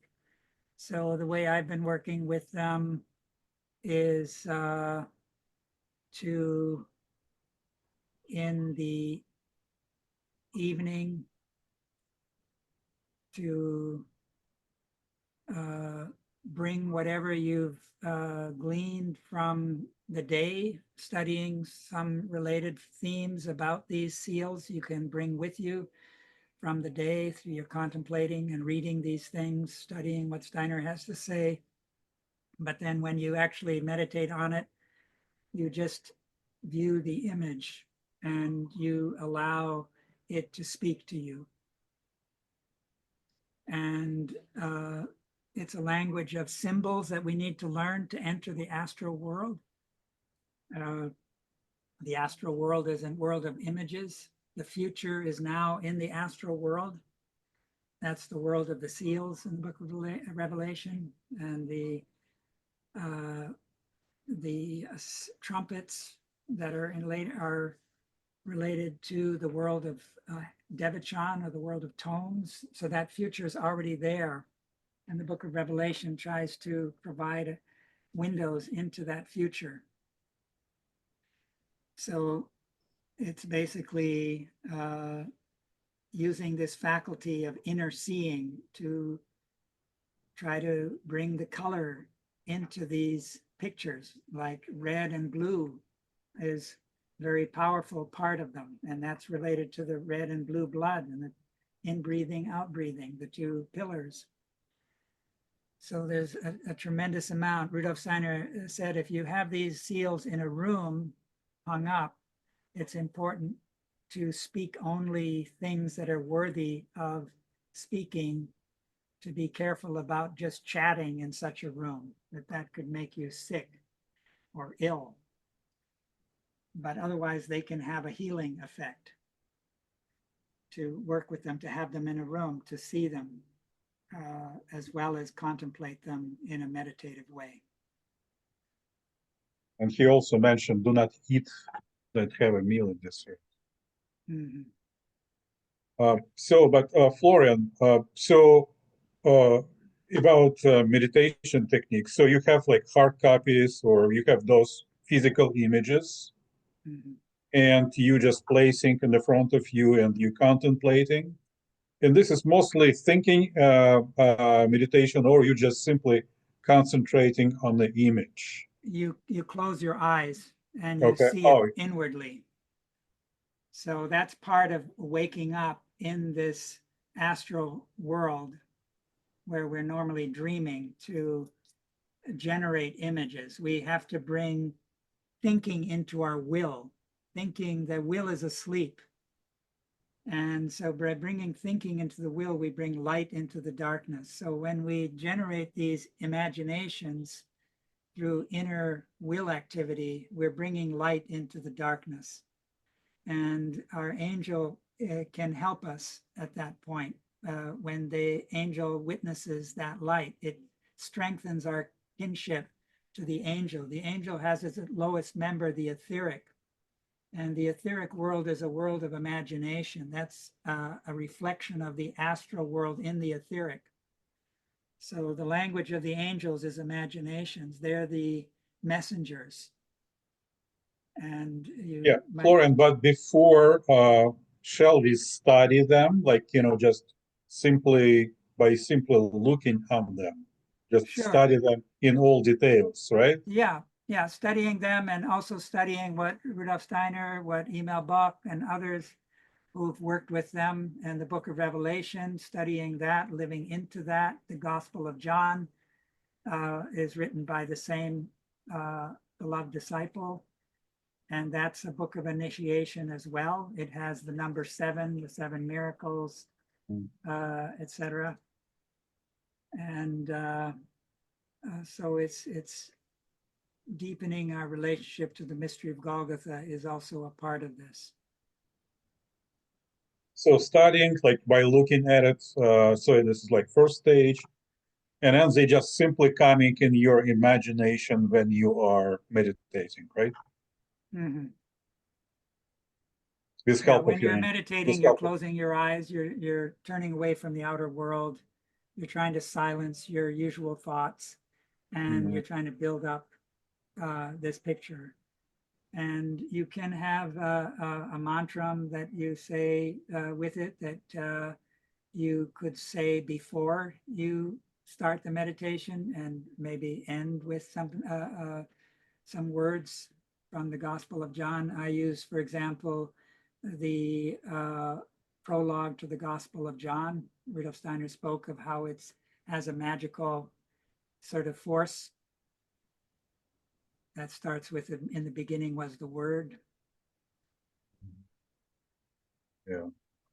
Yeah, Florian, I'm wondering if you can just help us by just putting it like in written form, and Mhm. maybe you can email me. Sure, So we will have like a little a script what to do. sure. Because I mean, all details are very important because people are not meditating because they don't know steps. Mhm. And sometimes steps are pretty simple, but nobody knows them. Mhm. You know what I mean? It's so important. You know, like study visually image, Mhm. and then try to rejuvenate it. Just with closed eyes. Just try to imagine them or build them Mhm. Mhm. with forces of will, right? Or Yeah, painting. with It's forces we of have will. to bring will into thinking and thinking into will. So we reverse the usual expression of our thinking, and the feelings can enter into these pictures. Devotion, reverence, awe, wonder are sort of the right predisposition of the soul for this kind of work. Yeah, thank you very Because much. you want to invite your higher self in. Mhm.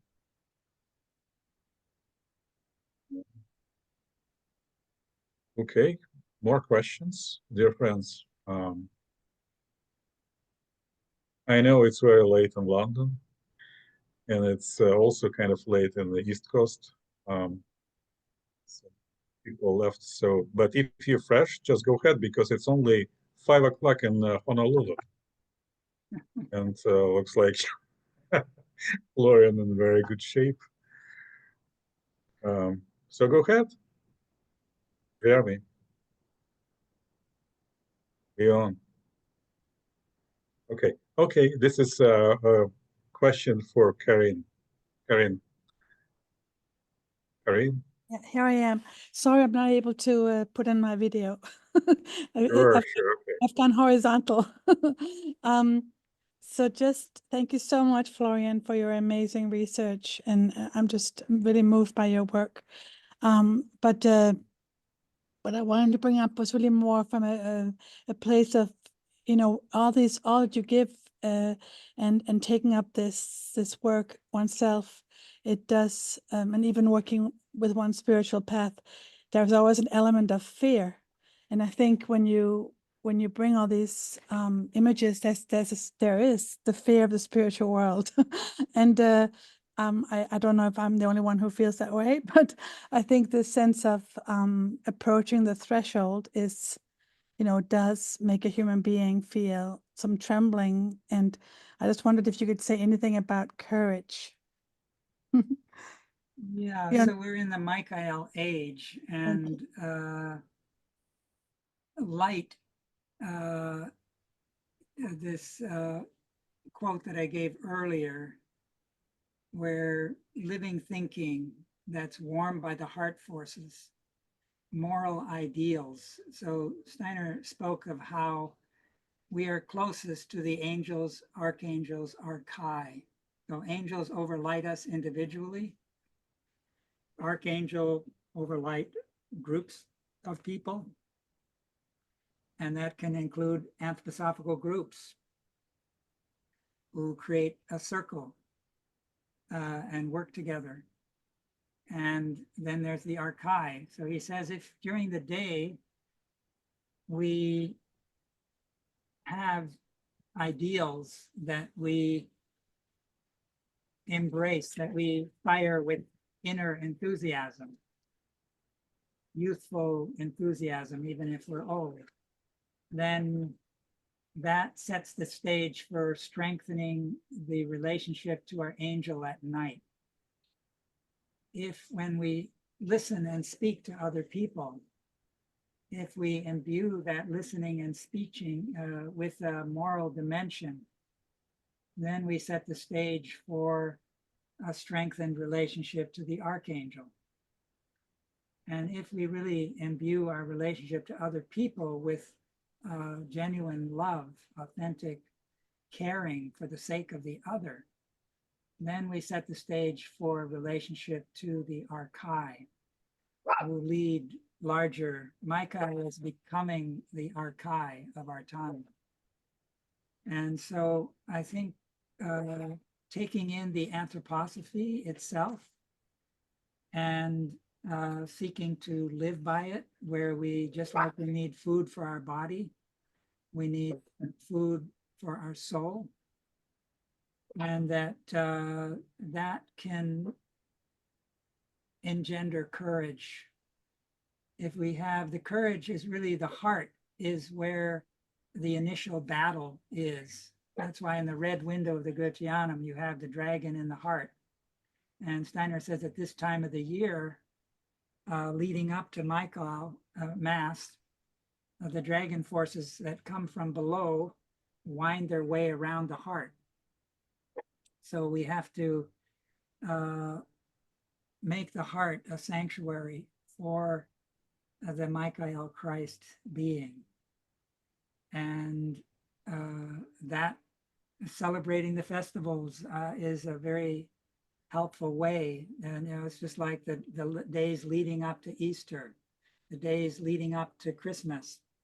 Those are preparations. Those are those main festivals are gateways to the new sun mysteries, and they can become a spiral that can lead us upward to a connection to the etheric world. The foundation stone meditation, I think, is very helpful to work with as well, to learn it by heart and to daily work with it. And it's a way of tuning our moral compass. And the way to drive away the dark forces is to generate light. And that that foundation stone meditation was laid into the hearts of the members. So if we take it into our heart, if we really live into it and imbue it with deep and loving feelings, then it can be recognized by the third hierarchy, and we can then strengthen our relationship to our own higher self that passes from incarnation to incarnation. And once we begin to have a sense for that, we can become each other's awakener by recognizing that the higher self is there in the other, and in conversations we can help to draw it out, like a midwife would help in the birthing of a child. We can, through conversation, which in Goethe's fairy tale is more precious than gold. Thank you so much. That's so wonderful. Thank you. You're welcome. Where two or three are gathered.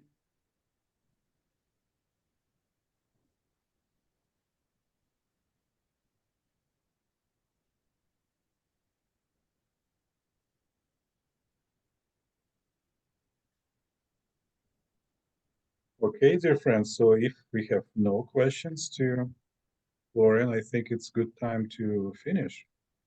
Mhm. So, and you can unmute your devices and say big thank you to Florian. Mhm. Florian, thank you so much, and we're waiting more revelations from you. in the Thank future. you very much. Thank you, Florian. Thank Thank you you. so much. My Thank apology you. for taking you for such a long ride. No, you're wonderful. Thank you so much. Well, we used to it, Florian. We know you. Okay, Well, blessings from Hawaii here. On a parting Aloha. note, working with plants is a very important activity to enter into the etheric. And also the bugs and the bees and the butterflies and all those creatures who gather around the plants, and especially the blossoms and what the fruits tell us. The plants speak out of the etheric, and that's where we have to open the veil to experience the most important event of our time, the second coming in the etheric. Okay. Good night, dear friends. Good night. Thank you. And thank you. Bye.